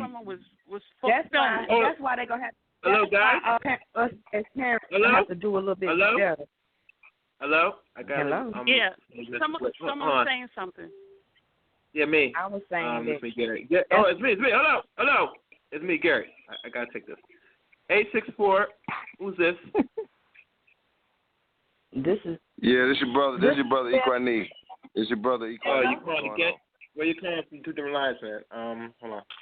All right. We got 15 minutes left. We got 15 minutes left on the live air. Hold on, I'm hearing background noise. If y'all around an area where there's noise, you have to mute your line or I'll stop muting line. I'm not gonna have no background noise tonight on the show. So I'm gonna give the count of 1. I don't hear any background noise. I hear background noise. What you hear? Every time I try to say something, okay, it's fine now. All right, it's fine now. All right, 15 minutes. May I say something right quick? No, may I wait. say something real quick? Okay. Hold on. Yeah. The call number now. Hold on, man. The call number is 515-605-9783. Call in now. We have 14 minutes before we're going overtime. Now, Big OC, I hope the question was answered. Okay, I guess it was. Hold on. Is this ABC? Hold on. ABC? Is that you? Yeah, that's me. Stay online. Yeah. All right. Since Big OC asked this question and Big GT asked the question, let me see. Let me see what Medell Khan wants. I'm opening this line because he's been waiting a while. All right, Medell Khan, you got 2 minutes. If you want a question, comment, ask it now, please. Bring your line now, Medell Khan. Thank you so much. Because of the High Priestess, the greatest woman after 6 years that ever engaged under Tyrone Thompson's leadership of Talk Real Solutions. Moors. She mentioned the Moors, the Gullah, the Geechee, and I know you usual suspects. You can't get on that, including the man who want to attack her and Gary. Here's where I got everyone. The voodoo child, the High Priestess. This woman is the High Priestess. Uh-oh. And because she's a High Priestess, she can tell you about the Moors under nationalism, and we can go to internationalism of Africa and the Ethiopian Empire. Why is that so important?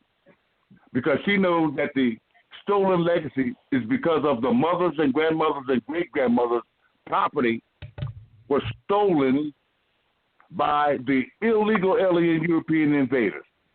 And someone set a contract up. But she can also tell you that who was it that educated the Europeans? It was the Moors. The Moors taught them how to bathe, to stand upright. They taught them how to build ships. They taught them how to count. And they had sex with them, right?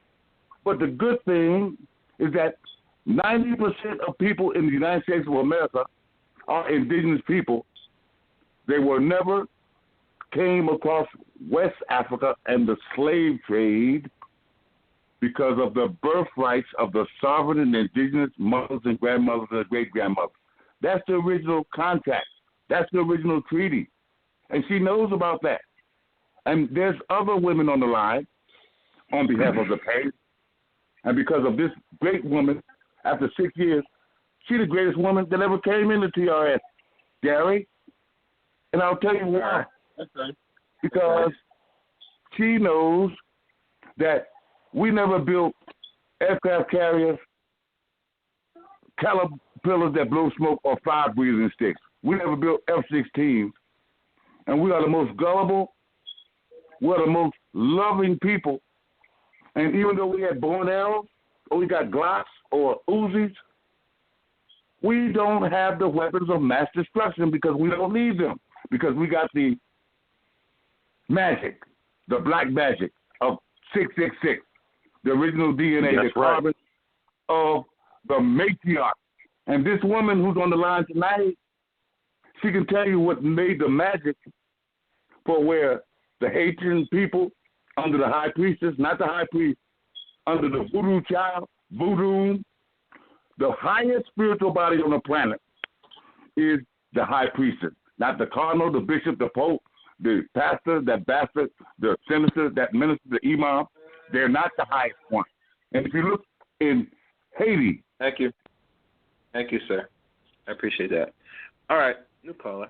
Let me look down the line. Well, before I put you out he made a lot of sense. He's talking information that we need to address about the position of women. And if you look at the downfall of a lot of autochthonous people, it was done through the women. And, there was more than one Pocahontas or autochthonous woman that was referred to as Pocahontas. And the European men would pass those women around from one European man to the next. And why did they do that? So that they could maintain control of the land. Because it wasn't who your father was, it was who your mother was. Even some of the battles that were fought by the Gullah Geechee, people, it was the women who played major roles in those in those fights. And whereas when European men went to battle, they would bring prostitutes along to have sex with, after the battle or before the battle. When melanated men went to battle, the women came along to provide assistance. They would say chants to the men, incantations they're called, to make the men stronger. They would make weapons or give them medicine in order to heal them if they got wounded in battle. Those are the things that the women, that our women did, our ancient mothers did during battle. And that was one of the reasons why we were successful in war. But they don't tell you that. The European called the women that followed them, they called them camp women. And they weren't really women because they were like 13, 14, 15 years old. Yeah, babies. And they were diseased. And so when they were filled up with all sorts of communicable venereal diseases, they would kill them off and then go get them some more women to save the same purpose. They were sex slaves. And they did that over and over and over again. And so, talking about the position of women as matriarchs and our societies being based on matrilineal principles, that needs to be discussed. Okay, good. Let me see. Augusta, you there? 313? Yeah, it's Adonis. Oh, Adonis, sorry. You have any question, comment? And she's right about that. Hey, how he go before me, Gary? No, let him talk, because he's new. That's one second. He's a new person. I would be after he anyway. I'm after that young man. Yeah, okay, hold on. Let the man talk. Nah, that's all right. I thought Angel Lady Love was before him. She was supposed to go before him. It's okay. He can go with Adonis as his name. Go on. Yeah. Thank you for your audience. Now, all you guys is right about that. Just like the Bible, the J didn't come around into the 1600s. That's when they turned around. The guy in Europe turned around and made the I into the J. And the J, which is Jesus, traveled across the Atlantic Ocean with us. Have you noticed all these hurricanes, they come straight from Africa and hit every place that we was put off on, landed on, all the way down to the islands and everything? Those hurricanes, they are a blessing to us because it was all the young girls that jumped off the ship, and they put a curse in that water for those hurricanes to come. The same route the ships came, the name of Jesus. That's when Jesus walked on water with us. Now, as far as the Bible, the Old Testament is our history. Deuteronomy is all that stuff. That's our history. It was given to us by the 6th King James. He was black. Do your research on this. He the one put that Bible out in the 15th century. Jesus didn't come around until the late 16th century. Jesus was given to us to keep us in enslavement. Now, when they brought us across the water, they didn't bring no adults. They brought nothing but children. That's what I said. 3 months of the children crossing that ocean. They had feces inside them. They had urine all over them. And they had lost about 10, 12, 13, 14, 15 pounds. So they was easy to be manipulated. Then they turned around, some of the girls was pregnant because they was having sex with all these young girls.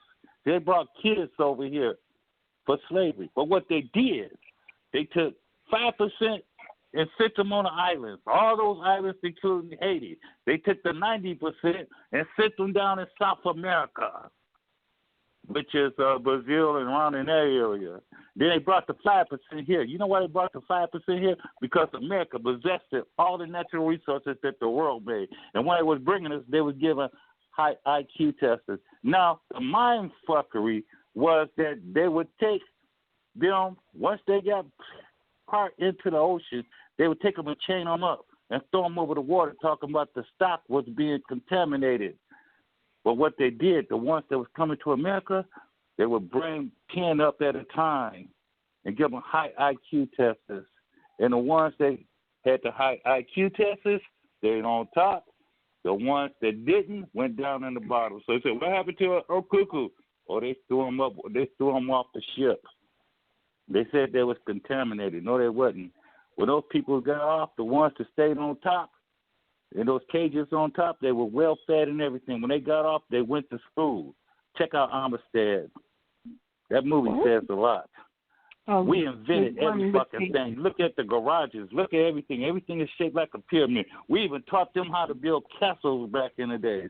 As far as the Moors pointed us out. We are called the Igbos. It's the IGBO. They pointed us out. They say, you see those people over there? Hello. They're intelligent. They're smart. They've got wisdom. But see, what the white man saw, what the Europeans, they saw exploitation. I used to think, wisdom, intelligence, to have wisdom, intelligence, knowledge represented power. Well, have you heard you talking about hurricanes? Have you heard about the great New Madrid earthquake that occurred right here in the United States? And that was foretold by a Native American or a autochthonous man who was part Shawnee, part Yamasee, and that occurred in 1811. And the earthquake rattled practically all of the United States, and it was felt all the way to Europe. And they don't talk about that. They called it 1811 as the year without summer. Crops were destroyed. Thousands of people died, not only here in the United States, but in Europe. And that was because Tecumseh told them that the Europeans had to pay for all the things that they had done to our people. And he even foretold of the deaths of presidents here in the United States of America. He told them that every 20 years or so. That was skid. And that was actually skidded because that thing what they said with the assassination of presidents kind of stopped during the 80s. Right. So you have William Harrison, 1841, he dies in office. Abraham Lincoln, 1865, he's assassinated. James Garfield, he died while in office. William McKinley, 1901, died in office. Yeah, James Garfield, he died in 1881 in office. William Harding, he dies in 1923 in office. Franklin Roosevelt, 1945, he dies. John F. Kennedy, 1963. And they said that there were only two presidents who were not killed during that time, and that was Thomas Jefferson and James Monroe. And some people say the reason why they weren't, that they didn't die, is because someone gave them information to remove the curse. You know, so, yeah, we talk about hurricanes, but let's talk about what even occurred right here in this country, you know, based on Tecumseh's curse for all the atrocities that were committed against us. Okay, let me see what else is on because I want to get everybody out the way. I want to mention them. Hold on, guys. Guys, relax. I'm going back. All right, Brother G. We go see already speak. Mandel can't hear already speak. Did anyone see any question, comment? If not, I'm gonna go. I thought I was next. Relax. No, you're not. Did anyone see any question, comment? All right, I guess not. Moving on. DG, you already speak. Brother G already speak. Let me see if Yashua has anything to say. Yashua, question, comment? Yeah, okay, you hear me? Hold on, one second. Yeah, question, comment? Yeah, I do. It's about time. But anyway, like what I want to say, you know, we always tend to talk about the Moors, but we fair to, you know, what we don't do is don't look at the Moors from a historical context first. Some of us look at the Moors from Noble Drew Ali, and that's it. But they have a history, and they have a historical record. And since we keep saying the matriarch, their first leader and teacher was a woman named El Kahia. And she was the one that told them, matter of fact, what she did was very interesting. She fought the Arabs for 20-something years. She fought them. And she led her troops into battle for 20-something years against the Arabs. Finally, they wore her out. And they got to her, and they assassinated her. And before she got assassinated, she told her sons, Tariq, who was one of the main brothers, she told him to accept Islam because we got to be fair.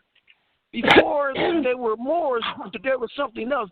They were not called Moors until the advent of them going into Europe. That's the truth. They was not called Moors. Hold on a second. Hold on. And so the thing is that the one thing I'm saying, there's nothing wrong with saying the word Moor, but I think a lot of times some of us, just like the sister said, we tend not to take the Moors from a historical context. We always take it from the noble Drew Ali. So if in fact, if one of their first soldiers and their first queen was a female, they most definitely came out of a matriarch, period. They came out of that period. It was just a fact when they had to accept Islam, then the patriarch came into play. And that's what happened with the Moors.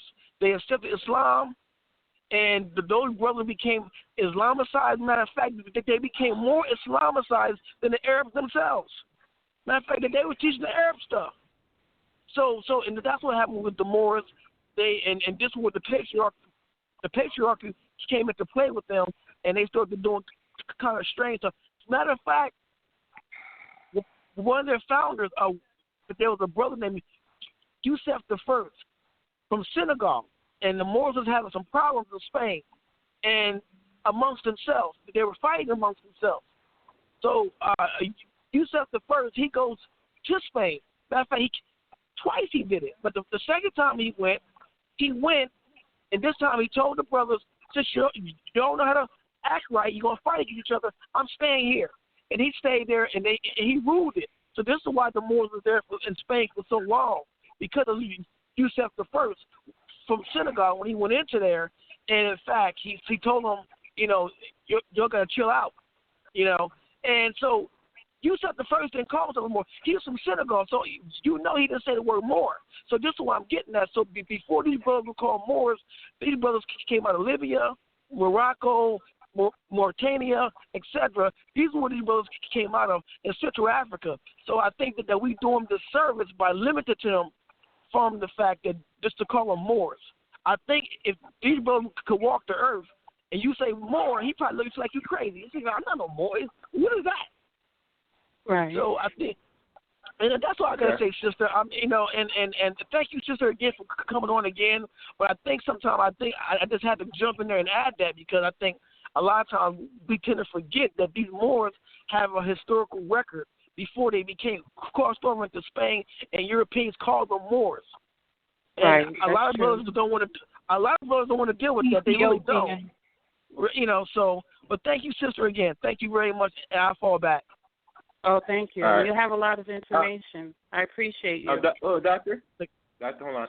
Let me take this new caller. All ones, who's this? This is Miss Lady. How are you doing? Okay, how are you? Stay right there, Miss Lady. All right. Let me see. Who else is next? Let me go up down the line. Yashua, Agents, all right. All right, Angel Love. Ask your question, and please don't make it long-winded because we have 2 other guests on here. So go ahead. How dare you. Honorable sister, first of all, I missed the beginning, so I'm sure you had given your name and the name of your book, but most emphatically what you had said earlier, we have all been educate. First of all, all we have to do is be edified. Everything we need to know is inside us. We are getting mixed up, though, with the fact that the original beings that had a mom and a daddy, had a conjugal connubial of coitus copulation, that's us. We're melanin enriched of the 4 corners of the planet Earth. So all these labels came after. We're the original. And the other variable, we get off tangent when we're trying to, no offense, but the more variable And in all these things, remember one time we weren't allowed to go to their school. And that's where we had our biggest problem. You were mentioning the 60s. That's when they purportedly gave us civil rights. We already naturally born sovereign and naturally supreme and super. So the key here is they have been excellent in making people think that we all came from one continent, Africa. We're of the four corners of the planet Earth. What That's we right. keep mixing in there in Genesis, which they took our books, those are books. The Catholic Bible has 72 books. Remember, they took a lot out in 325 A.D. The King James Version, which came much later, because the British, you were talking about them, they did not want, even Caucasoids weren't allowed to read the Bible. Only the families of the king, to the fact that they learned Latin and Greek. Remember, this Bible has been transliterated from Aramaic to Hebrew. Hebrew is the brother language of Arabic, and they both stem from the daddy language of Aramaic, which is cuneiform. And these are other variables. The Holy Quran is predicated on the Holy Bible. But what I'm trying to say is, this Pocahontas thing, remember, we have to consider the source. Who told that story? How could this little teenager, About Pocahontas, How would she spare these Caucasoids that smelt like hell? And see, we failed to remember the Pilgrims. We are pacifist people. I hear all of you saying, well, how did they do this? We're pacifists. We're not murderers and killers. And as I said, we failed to know all of our history, millions of years. We walked on gold, ate gold, slept on gold, wore gold. We never fought over it because it's ours. Of the four corners of the planet Earth. And so I can get into more details, but I'm praying, first of all, when you pointed out that these English people, the Great Britain, had, I forget which name you said, with that mixed with Moor. Well, you're saying the male was a Moor. Honorable Sister Ottawa had reminded us just a month or so ago about how this King George had married a Moorish woman. Right. She had, I didn't say the males were just Moors. I didn't say the males were just Moors. Women were Moors as well, or Moorises. Well, she was a queen of England. This is why some people are correlating that since this other little girl. But if you look at the young lady that married this other very pasty, right, Megan, they have the same noses. And I find it interesting. It might be, well, it's obviously through her daddy. And that's why they did what they did to him, that he wasn't allowed to even come to the wedding. But he did some things too. But that's par for the course. All I want to know is, how can we get in touch? I don't have internet nor computer. And do you have your number on your internet? Yeah. If you go into my website, it's called the Unconquered.movie. You can look at information or call or send me an email. And my email I don't have that. I don't have Oh, you don't have? But you say it for the rest of the people. Go on. I apologize. But I'm still stuck on the Unconquered, the movie. What did you say? No, .movie. The Unconquered.movie. Okay. The word the Unconquered.movie. And my website will come up. And on there you can even see, for anyone who wants to get the email, my email address is on my website. You can give it out to them. I was wondering, you said your phone number's on there too, correct?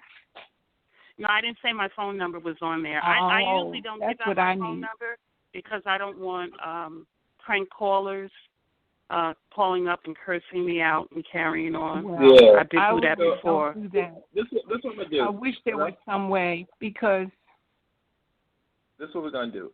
Because you're cut off from society, Miss Angel Love, and obviously nobody's gonna give, and there's no one in hell Dr. Ogunleye is gonna give her number, person number on this line tonight.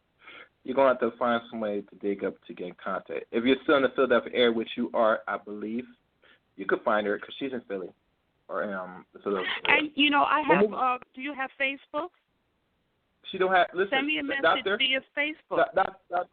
Doctor, this woman is disconnected to the outside world. She doesn't have no internet. She don't deal with TV, none of that stuff. So for her to contact you, she's going to have to probably meet you in person because she don't deal with none of things. Moving on, ABC, you have a question or comment? Because I want to get through these questions so I could ask the doctor something. No, that's okay. You sure? Don't be hesitant now, brother. I guess he says it. All right, Miss Lady, how you doing? Any question or comments from my great guest tonight? No, I just want to thank you for bringing her to the show and letting her know I really appreciate it. Her sharing all of this, her knowledge, and I learned quite a bit. And it was nice, Gary, to have a guest on where people called, and except for one person, with questions. And, and it was a dialogue. It was educational. There was no yelling and screaming and cursing. And, it was it's a breath of fresh air to have that.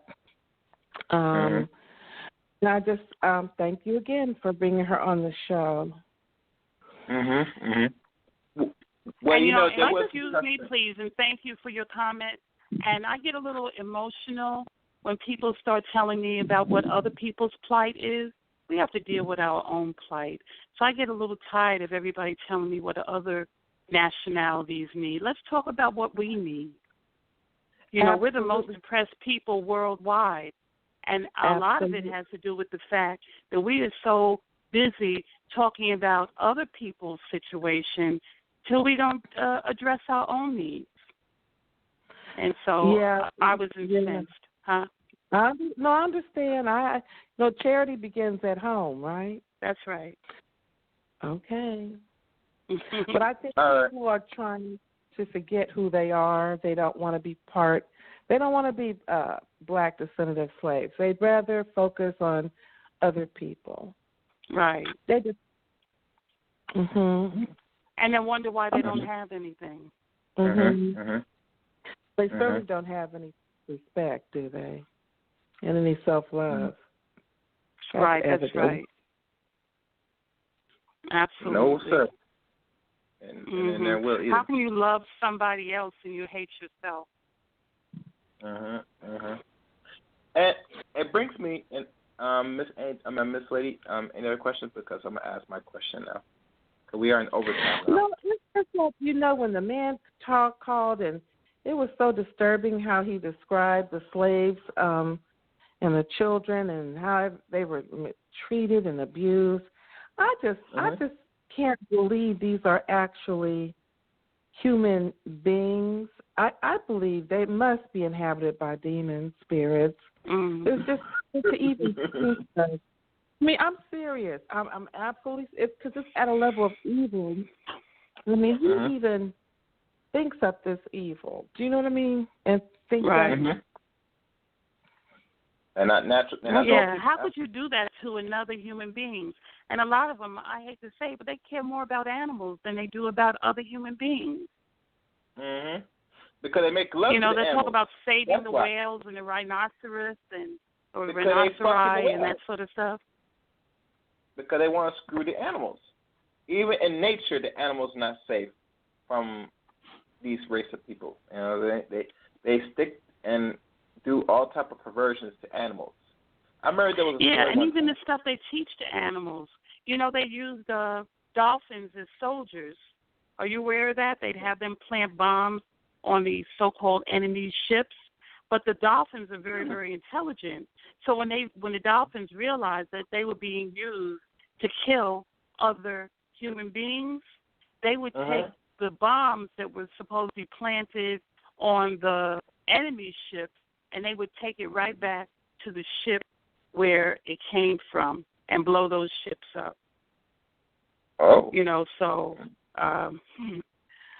the animals are even tired of their foolishness. Indeed. Okay, now for the question that came to my mind.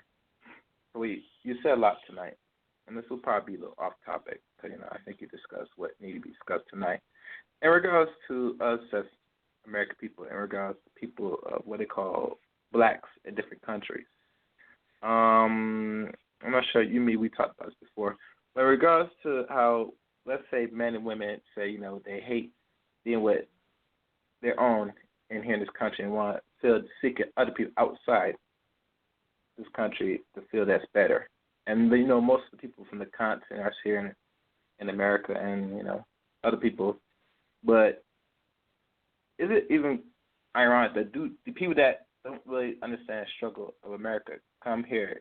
It seems like they want something instead of look for what we call love from either black males, black American men, or black American women. I'm not sure if you want to chime in on that from what you understand from your experience. Right. What you and I were talking about the other day was how a lot of people from the continent come into our communities, but they don't mean us any good. And I'm not saying all Africans, all continental Africans, but there are many among the continental Africans who come here and they want to exploit us, just like we're exploited by European people. And it's no surprise, I don't think, I heard about this years ago, where some of the continental African men would say that they were going to deal with the black American women using the 3 F's. And excuse my French. They said they were going to find us, fuck us, and forget us. Wow. And that has been going on for a very, very long time. And a lot of them, they'll come here, they will marry a black woman, so-called black American woman, so that they can get their citizenship. And once they get their citizenship, they forget about the women that help them to get those credentials, and then move into communities that are populated by their own people, or they'll move into areas that are predominantly white. And if you look at, as you and I were talking, I was telling you, like Tiffany Haddish, for example, her father is Ethiopian, but her father didn't raise her. He didn't do anything for her. And I saw a comedy skit by her, maybe almost 3 months ago, maybe even longer than that, where she talks about her grandmother raised her. Her American mother's mother raised her and did the best she could with limited resources. And she really suffered when she was growing up. And it was only after she became a movie star did her Ethiopian father begin to claim her. And then for the when she presenting at some what was the Oscars? I don't know what she was at. I don't watch those things. But she was presenting at one of those shows. Awards. He wanted her, award shows, right? He wanted her to wear a garment that was made in a traditional garment made by Ethiopian people, and she wore it. But where was she when she didn't have no food? Or where was he when she didn't have no food to eat? When she was struggling, she suffered. Where was he? Same thing with Gabrielle Sidibe, her father, and she was in Precious, and I guess she's on that show. I can't think of the name of that show because I don't watch that crap either. and you know what I'm talking about. But if you don't remember her, you remember her from Precious. And I saw that one scene where she steals a whole bucket of chicken and eats it all by herself. You know, they ought to be ashamed of themselves, the people that produced that movie. But her father is Senegalese, and he didn't raise her either. Now, all of a sudden, now that she's become a movie star, he wants to have some sort of dealing with her. Same thing with Issa Rae. Her father is from Senegal, but he didn't play a major role in her upbringing. But now that she has a show, he wants to have some sort of identification with her. And you could go on and on and on where we're used. You know, if you go into a lot of the schools and you'll see the children, they might have a African name that's a last name, but they don't know where their fathers are. Or they'll have a hyphenated name, maybe, you know, to reflect that African part of their lineage. Or they just have a European name. And then they'll tell you, oh, my father is from Ghana, or my father is from Senegal or Nigeria, you know. But if you ask them, are their parents together, they'll tell you no, they're not together. They didn't marry, or they didn't do this, or they didn't do that. So we're constantly being used by these people. And just like the Mexicans call us mayate, which means a stinky black beetle, you have the people of Nigeria referring to us as being akata, which is another way of saying nigger. You know, and so we need to look at these so-called alliances that we have with these people because, and, you know, I hate to refer to them as being these people, but they don't look at us as being Africans. And you can't go to their country and do the things over there that they do over here. Now, a lot of people might get angry and they would say, oh, no, that's not true. And I'm not talking about all African people. Too many of them that come here and they abuse us. And, you know, and we just need to face facts. You know, they have no love. They have no more love for us than the European people in this country have. We are only seen as someone they can use to get what they want. So when they first get here, they hightail it to our communities, and then they look for women, especially impoverished women, that they can give $500 or $1,000 to, or maybe even a little bit more than that, get them to marry them. And once they get their papers, they move on. Even if they leave children behind, they still move on. And they don't give a damn about those women. And that just has to be said. And I know I was listening to a program by Yvette Carnell where she was talking about Pan-Africanism is dead. And in actuality, if you listen to it, Pan-Africanism is dead. When they were talking about when those African countries were colonialized, they wanted us to help them to fight off their oppressors. Now that their oppressors are supposedly gone, but they're not because Africa has been recolonized, but they feel that they no longer have a need for us. And then they'll come to this country and they'll talk to us like we're dirt and tell us that we haven't accomplished this and we're incapable of doing that and how dumb we are. They have all these negative things to say about us. They'll even say that we don't have a culture. You know, I was friends with a woman who met a man in Nigeria, and when she went there, you know, on vacation because everybody at one point, and I know I did the same thing, wanted to go to Africa, the land of my people. And I found out my father told me we ain't African. You know, and I had to rethink what I was saying. But anyhow, so she's over there, and this man latches on to her and tells her how much he loves her, and he, you know, his love for her is undying, and this, that, and the other. And she thought he was sincere. Finally, they marry. He comes here, and all of a sudden, everything she does is wrong. She can't cook right. She doesn't take care of the children to his satisfaction. Everything is wrong with her. And then to top it off, which she came crying to me about, he told her that Black Americans don't have a culture. And I said, no, you go back and tell him we do have a culture. Who the hell does he think he is? And why is he here? If we don't have a culture, why is he here among us? For what reason? He's supposed to be bringing civilization to us?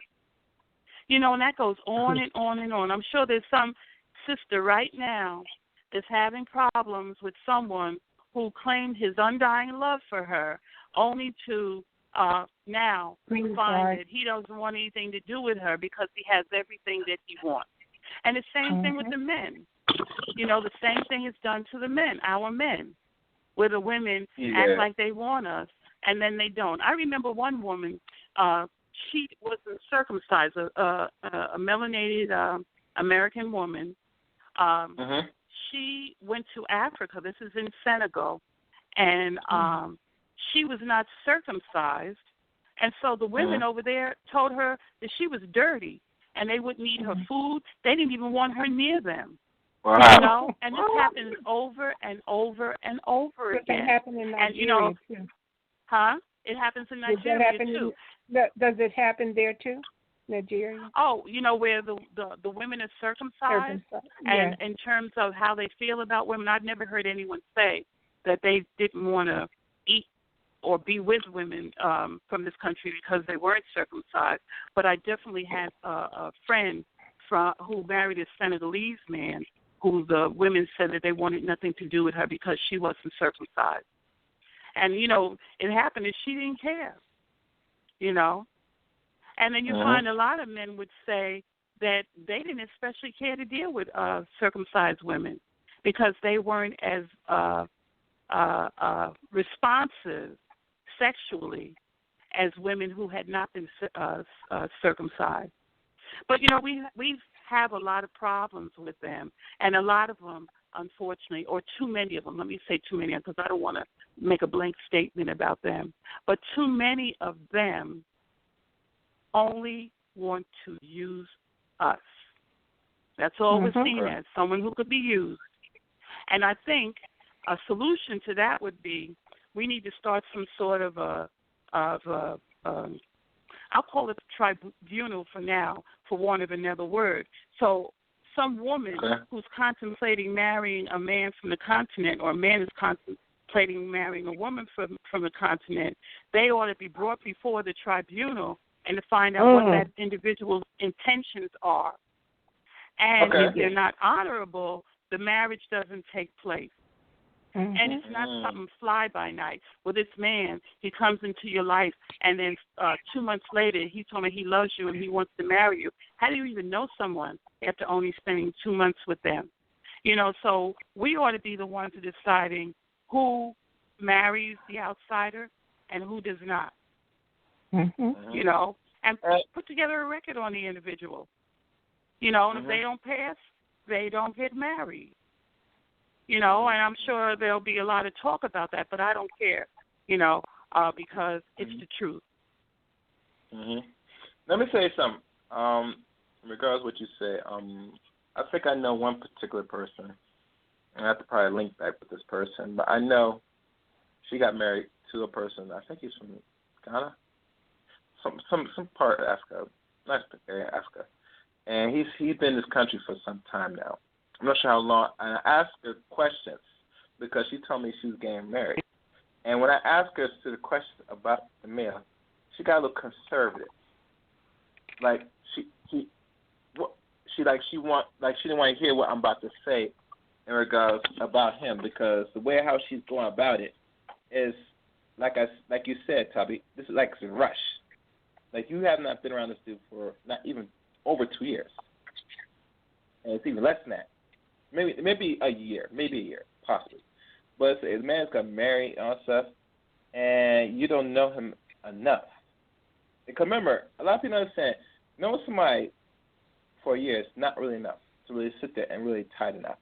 You got to give that some real lengthy time, you know? If you keep it under 5 years, it's fine. But the longer, the better. Especially somebody that's not originally from this country. And is that the first time I experienced people from a different area or a different part of the country come here? It goes around here, up north too, you know, with people that's from the West Indies, you know. Same thing, you know. They want to, you know, get solidified, you know, possibly get their papers, you know. Maybe sex involved with money, maybe. But it's the same game, you know. People, you know, when they come from different countries, it's always they find a quick way to get that citizenship. But once they do, you know, they could move on, you know, if the relationship was good or not. Now, with the men, a little different. Same with women. Now, the concept, I can't speak. I never experienced that with somebody. I'm confronted with the concept. And I'm not going to say nothing negative or bad about it because I had the experience myself. But what I'm hearing, I mean, it's not surprising because the whole intention of anybody that comes in front of people here in this country is always a form of exploitation at the end of the day. Because, you know, you don't know the plight of this, of how people in America go by. You don't understand real racism. Because a lot of them are in black countries that don't experience the harsh racism that black people that's born here for generation experience. So to sit there to talk about the black experience here, you can't phantom it. Now, mind you, there says some Africans that deal with our women, and you know some of them are serious. They sit there willing to learn, but not all of them. See, the problem with us as people that because the system create a divide and rule between man and woman of this country, that most of our people are finding ways to escape amongst each other. That's been descended for a long time there. And with this escapism, it creates even further schisms that they look for somebody else to save them. Either somebody that's like they're black as a part of their race, or someone that's non-black. It's always trying to look for acceptance, love. Right. You know? You know, when people see us, they see a dollar sign. Yep. Oh, yeah. You know, and how to exploit us, how to get something from us. And they come over here with that mindset. Yes. You know, that they and they have no respect for us, and they know that they don't have to. You know, it's just like people who set up shop in our communities. You know, they know that, you know, we'll buy anything. Yeah. Oh, yeah. And so they sell us. You know, and they said that the Koreans, for example, they come up with all these ridiculous-looking outfits, shoes, and the colors. Like for a while, the teenagers had those boots with all these weird colors. You know, it looked like op art. You know, that you would put on your feet, and I'd see all these kids in the high school where I work, or the children in the high school I work, and they'd wear this crap. I'd say to myself, who told them that looked good? You know, and meanwhile, we have designers among us who could do a much better job. Even some of the African clothing we wear, it doesn't come out of Africa. That stuff comes out of Korea and China and parts of Europe, where they're sitting down and they're just putting all these different shapes and colors together, and then tell us it's after this, you know, say it's African, we buy it. You know, or fake stuff. You know, they'll go over to Africa and they'll look at, for example, kente cloth. And then they'll go back to Asia or Europe, wherever they come from, and then they'll, you know, make these fake kente cloths and mud cloths and then sell it to us. And we buy it. We don't even question, you know, whether it's authentic or not. You know, I remember going to Africa and going to shops, and people were trying to sell me fake or African cloth made in Europe. And I said, I didn't come over here to buy stuff made in Europe. I want the authentic African cloth. And there was places where that was made, you know. So we just have to be careful with that. And I don't think we are. We're so, you know, we've been told, you know, that these we are Africans, these are our people, and so we need to do this, that, and the other. But, you know, in the same vein, the people who we are trying to claim are not claiming us. And if they do claim it, it's only for a moment in time to get what they want, and then they move on. And they'll tell their children, oh, you shouldn't hang around that black American. They're stupid. They commit crimes. The women are whores. They're this, they're that, they're the other. And we have to deal with that. We need to really be honest about what's been done to us and make it stop. So that's all I have to say about that. I think I've said enough. Can I interject something, please? Well, before you check, let me say this. If we look at most of them that do get to come here, a lot of them are more the watered down version of the Africans, the ones that have been are very much colonialized. Because the first thing they come before they screen them first, and they sit them down in projection and say, these are, and the white man tell them, say, stay away from these niggas because they do this, and they show videos and show you they follow the propaganda very well. You know what I'm saying? So, and that's with any place. Even when you go, like, for instance, Asia, there was a young man in my class, and he was from, not my class, he was in my school, but we were doing something, and so I had to get information from the students. I can't remember exactly what. But he was from Vietnam, and he was as dark as I was. And so I said, where are you from? And he said, Vietnam. I said, Vietnam? I said, you're just as dark as I am. You know, although I knew that the Vietnamese and the Koreans and the Chinese and the Japanese, the original inhabitants of that land were dark-skinned, melanated people, you know. But I put my hand up against his. I said, we're the same color. And I laughed, you know, to try and see what his response would be. But I suspect it was very difficult for him and his family to get over here because of the color of his skin. Because they want to project the image of all these, you know, highly high-looking yellow people compared to, you know, the people that are being oppressed in those countries. You're right about that. May I say something? I was next, please. Thank you. First of all, sister, I more highly bow before you because I'm so grateful that you didn't get one of those kind of guys. I used to cry hear some of this before I started seeing and going into the African communities. So many of my friends were so duped by these men, just what you said. So I'm honored that you tell the truth. And more emphatically, I have to clarify something from Honorable Brother Gary. He made it sound like, oh, she doesn't have any electricity. She doesn't have a phone. She doesn't. Look, this is where we go wrong. He has obviously missed the ticket. It's called Stop Smoking. It's called what? Hold on, stop one second. Let me say that. It's not no debate about what you have or don't have, Miss Angel Love. You ask it to contact Miss Dr. Ogunleye. And for the clarity, she's not giving her number on this show. Now, I know you have a house with some form of electricity. I didn't say you're up here in the Stone Age. I'm saying you don't deal with the internet, TV, and computers. So that's why I say you're extra off right now of the outside world, because right now, the world we live in today, oh my God, these things. We have a television, we have internet, and I hope people are using good use of their fucking internet instead of playing and watching foolishness and fuckery on the internet instead of getting to learn some shit.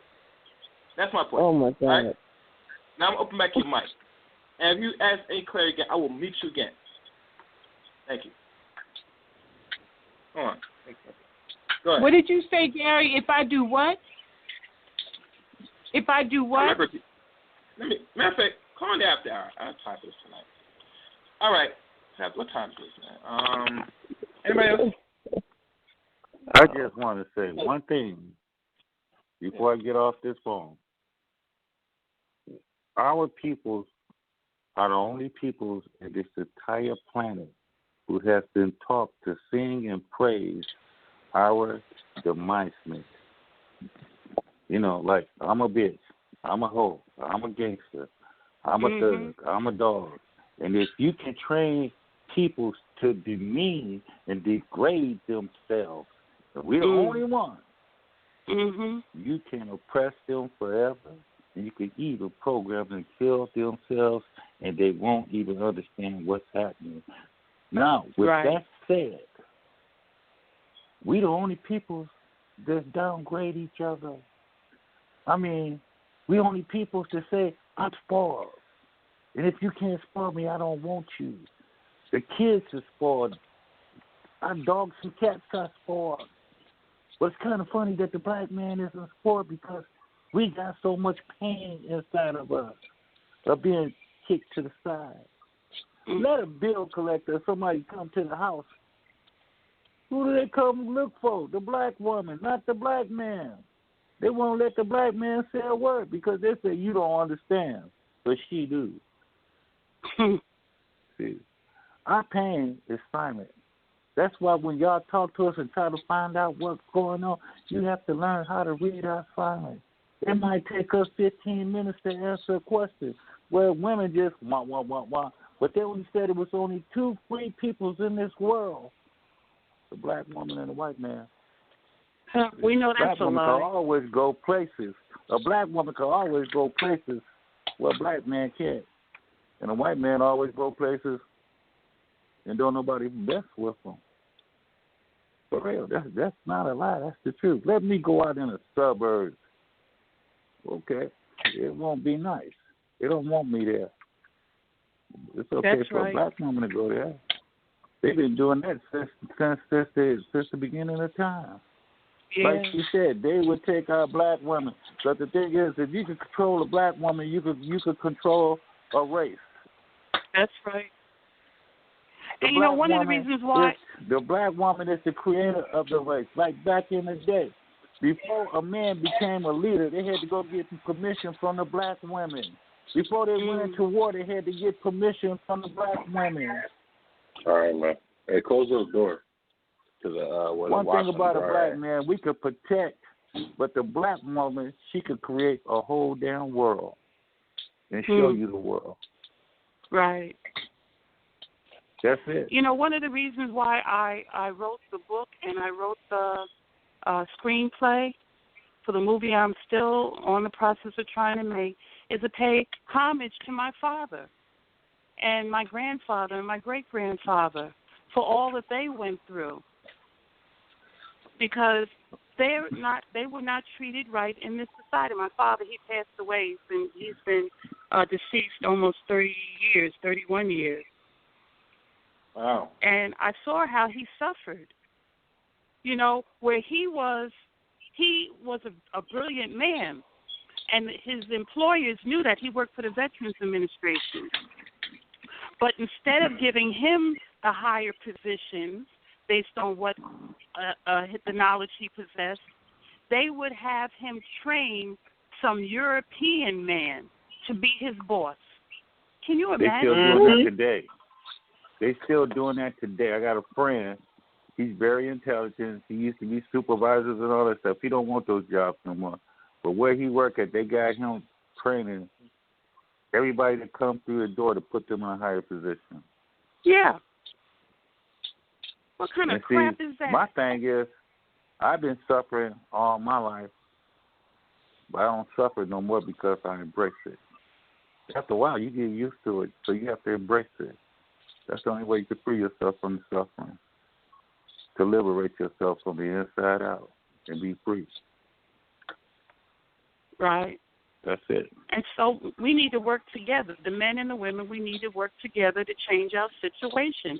That's the only way it's going to occur. They sterilized me. I was sterilized as a kid. Now what they're doing is giving our kids vaccines to sterilize them. They want to depopulate our race. Yeah. They're already doing that. With these vaccines. I seen a woman go to jail because she wouldn't let them vaccine her child. The judge put her in jail, and the daddy turned around and got the child vaccine. Put her in jail for 2 weeks. It was a white woman at that. Not a black woman, a white woman. You know what? And I was going to say that. You know, they're looking at these white women. They're the ones at home teaching their children. These European women, they're the ones.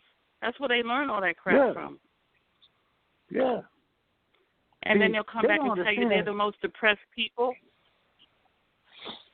They don't understand. You know, when we come out of our mother's wombs, we already got PTSD because she's the first voice that we hear ever in a body. And if she's stressed out and all the rest of the stuff, when we already got PTSD. For real. Well, let these white people get it. They'll hurry up and put them in, give them treatments and all that stuff. But they ain't never wanted to give us treatment. Right. For nothing. Yeah, absolutely right. When we were doing drugs and stuff, they put us in jail. These white people, hey, this opioid epidemic. oh, let's give them treatment. We'll pay for it. Yeah, and now it's not a trait. Savages. Now it's considered to be an addiction, a problem, a medical condition. But before it wasn't viewed as being a medical condition. And what they don't like through this technology, they see that we're waking it up all across the world.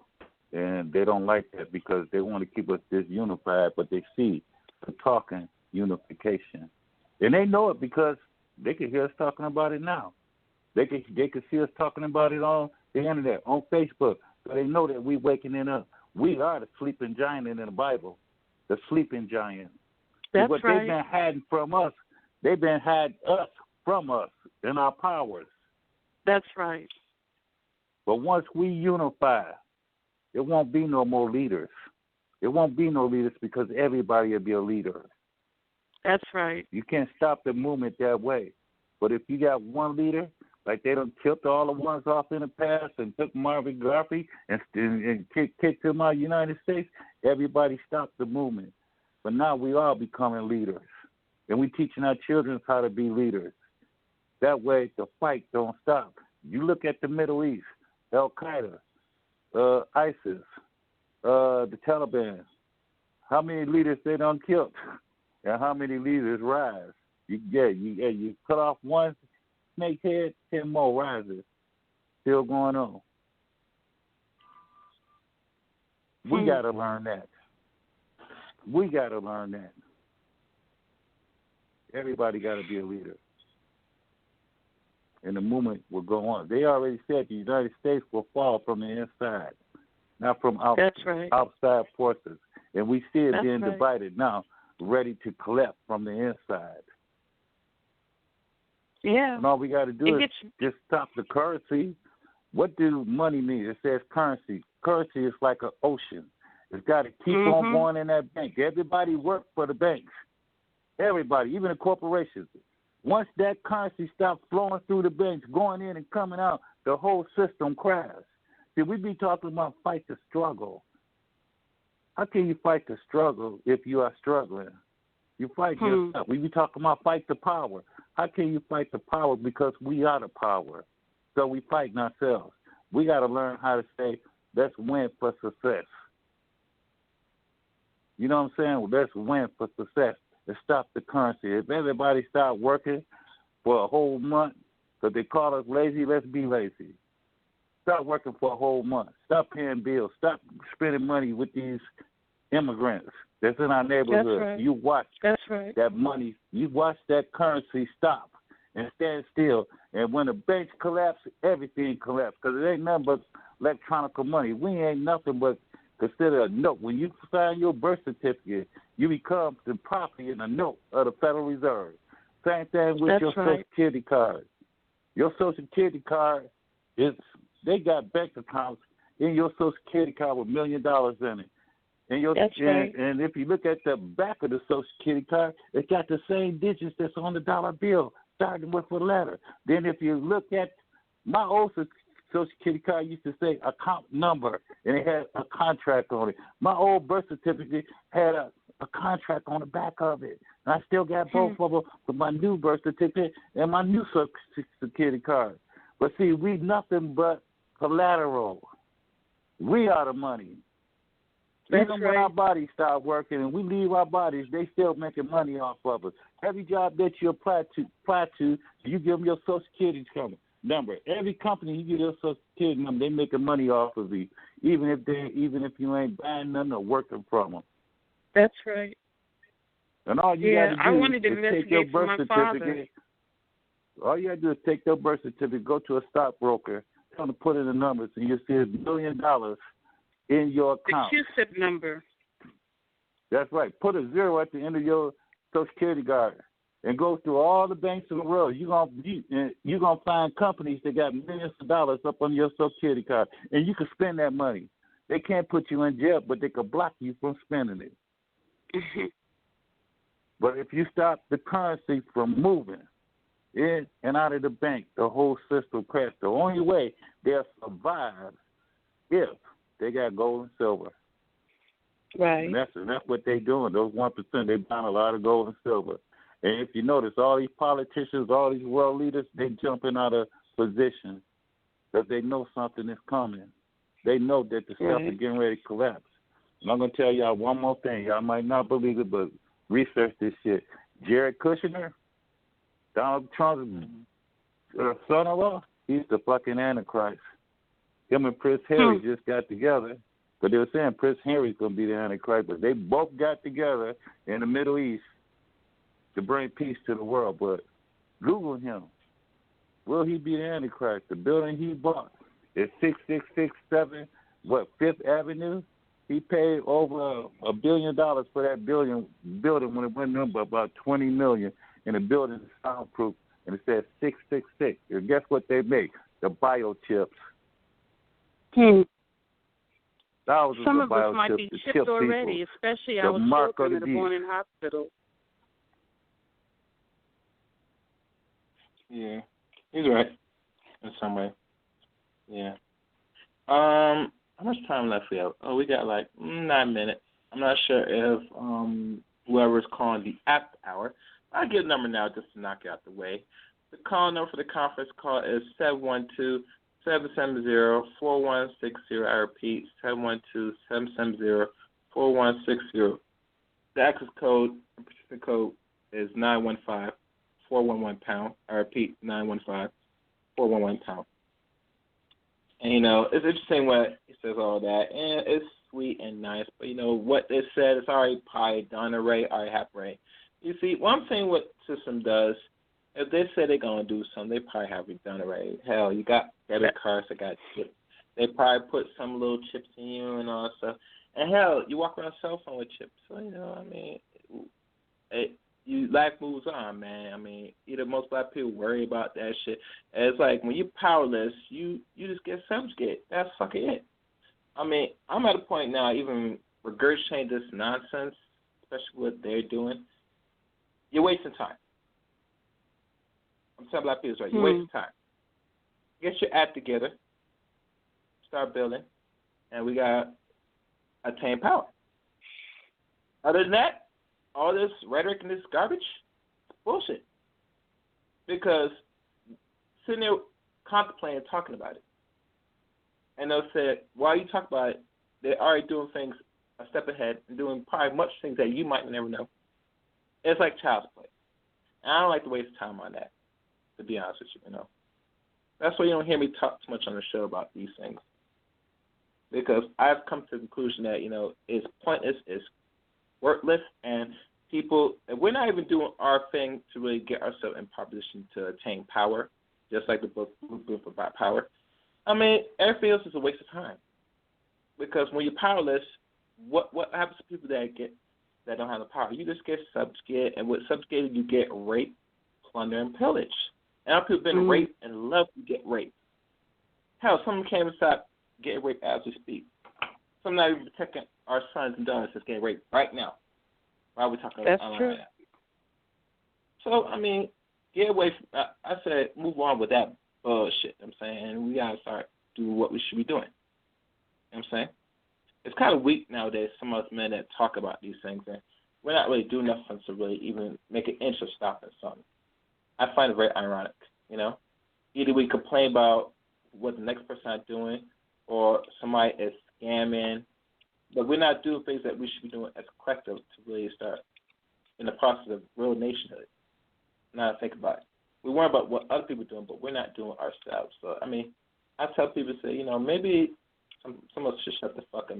We should be doing what we should be doing. And if like minds come together, even better. But sitting there criticize what another man or another woman is doing to try to help the community, it's disingenuous, and you're like a cancer tool. You're more of the problem than the solution. Because one thing, Tolagbe, you know it better than I know it. We like to destroy more than we build. That's true. If that person brings something to the table that say we could try this, and everybody says, let's start and try it. No, that's no good. That won't work. That won't work. So what works? I'll tell you what worked. We're waiting for the white man to give us this nice reparations. We'll wait him to bring us to heaven. and say, damn, you gonna die, nigga. You dreaming, nigga. What? The only time he give you something is when you have to force this motherfucker. And what are we forcing him to do today? Nothing. How do you think we got to this point? We had to apply pressure. It's that simple. No, black people today are not applying no pressure. They're complaining and being soft. The men are being very soft. These are the ones that's over 25 to 30, 40, hell, even 50. So the ones that the women are becoming even more softer. And you know, back then when you read certain section of the book, Tolagbe, women back then was not soft, from what I'm hearing, from what you're reading. But they play it so that women are. They're not soft. They didn't really sit down and lie down and just took the abuse. Right. You know what I'm saying? They were getting it in. They were getting it in. So really, you gotta get that warrior spirit within people. And like I said before, you must not fear fear. You must embrace the fear and overcome the fear. Fear slows you down. It creates stagnation. And you know what happens with stagnation? Stagnation, in time, creates death. So stop being stagnant. Be like that flowing river. Move. You know what I'm saying? Constantly move. Right. You know what I'm saying? And things will change. So now, as we come to the conclusion, any last remarks, Doctor? Visit my website. Purchase my book. You can even read the book for free. Go to Amazon, and you can read the book with Kindle Unlimited program. You can read the ebook. Go to my website, the Unconquered.movie. Read the information about the movie that I'm ultimately trying to make. Purchase my book. I think you'll gain a lot from reading my book. It's packed with a lot of historical information. It's a historical novel, that is true, but there is more fact than fiction in the book. And I think you'll enjoy it. Help me, move us to the next level. We need to know about how we won, not how we lost, because there's so much information about us being slaves and being on a plantation and all of the horrible things that we went through being enslaved. But now let's talk about our victories. The Yamasee War was a victory, even though they'll tell you, if you read, the major historical accounts, they'll tell you that the Yamasee lost. No, they didn't. They won. We're still here. If you read about the Gullah Geechee Wars, they don't even tell you who actually fought those wars, and they won't tell you they won. They won't tell you about how melanated men burned down the White House and other buildings throughout Washington, D.C. We go on and on about that. I thought I wasn't going to spend so much time on the Yamasee War and talk about the Gullah Geechee War, but we have we've accomplished a lot, but nobody's talking about that because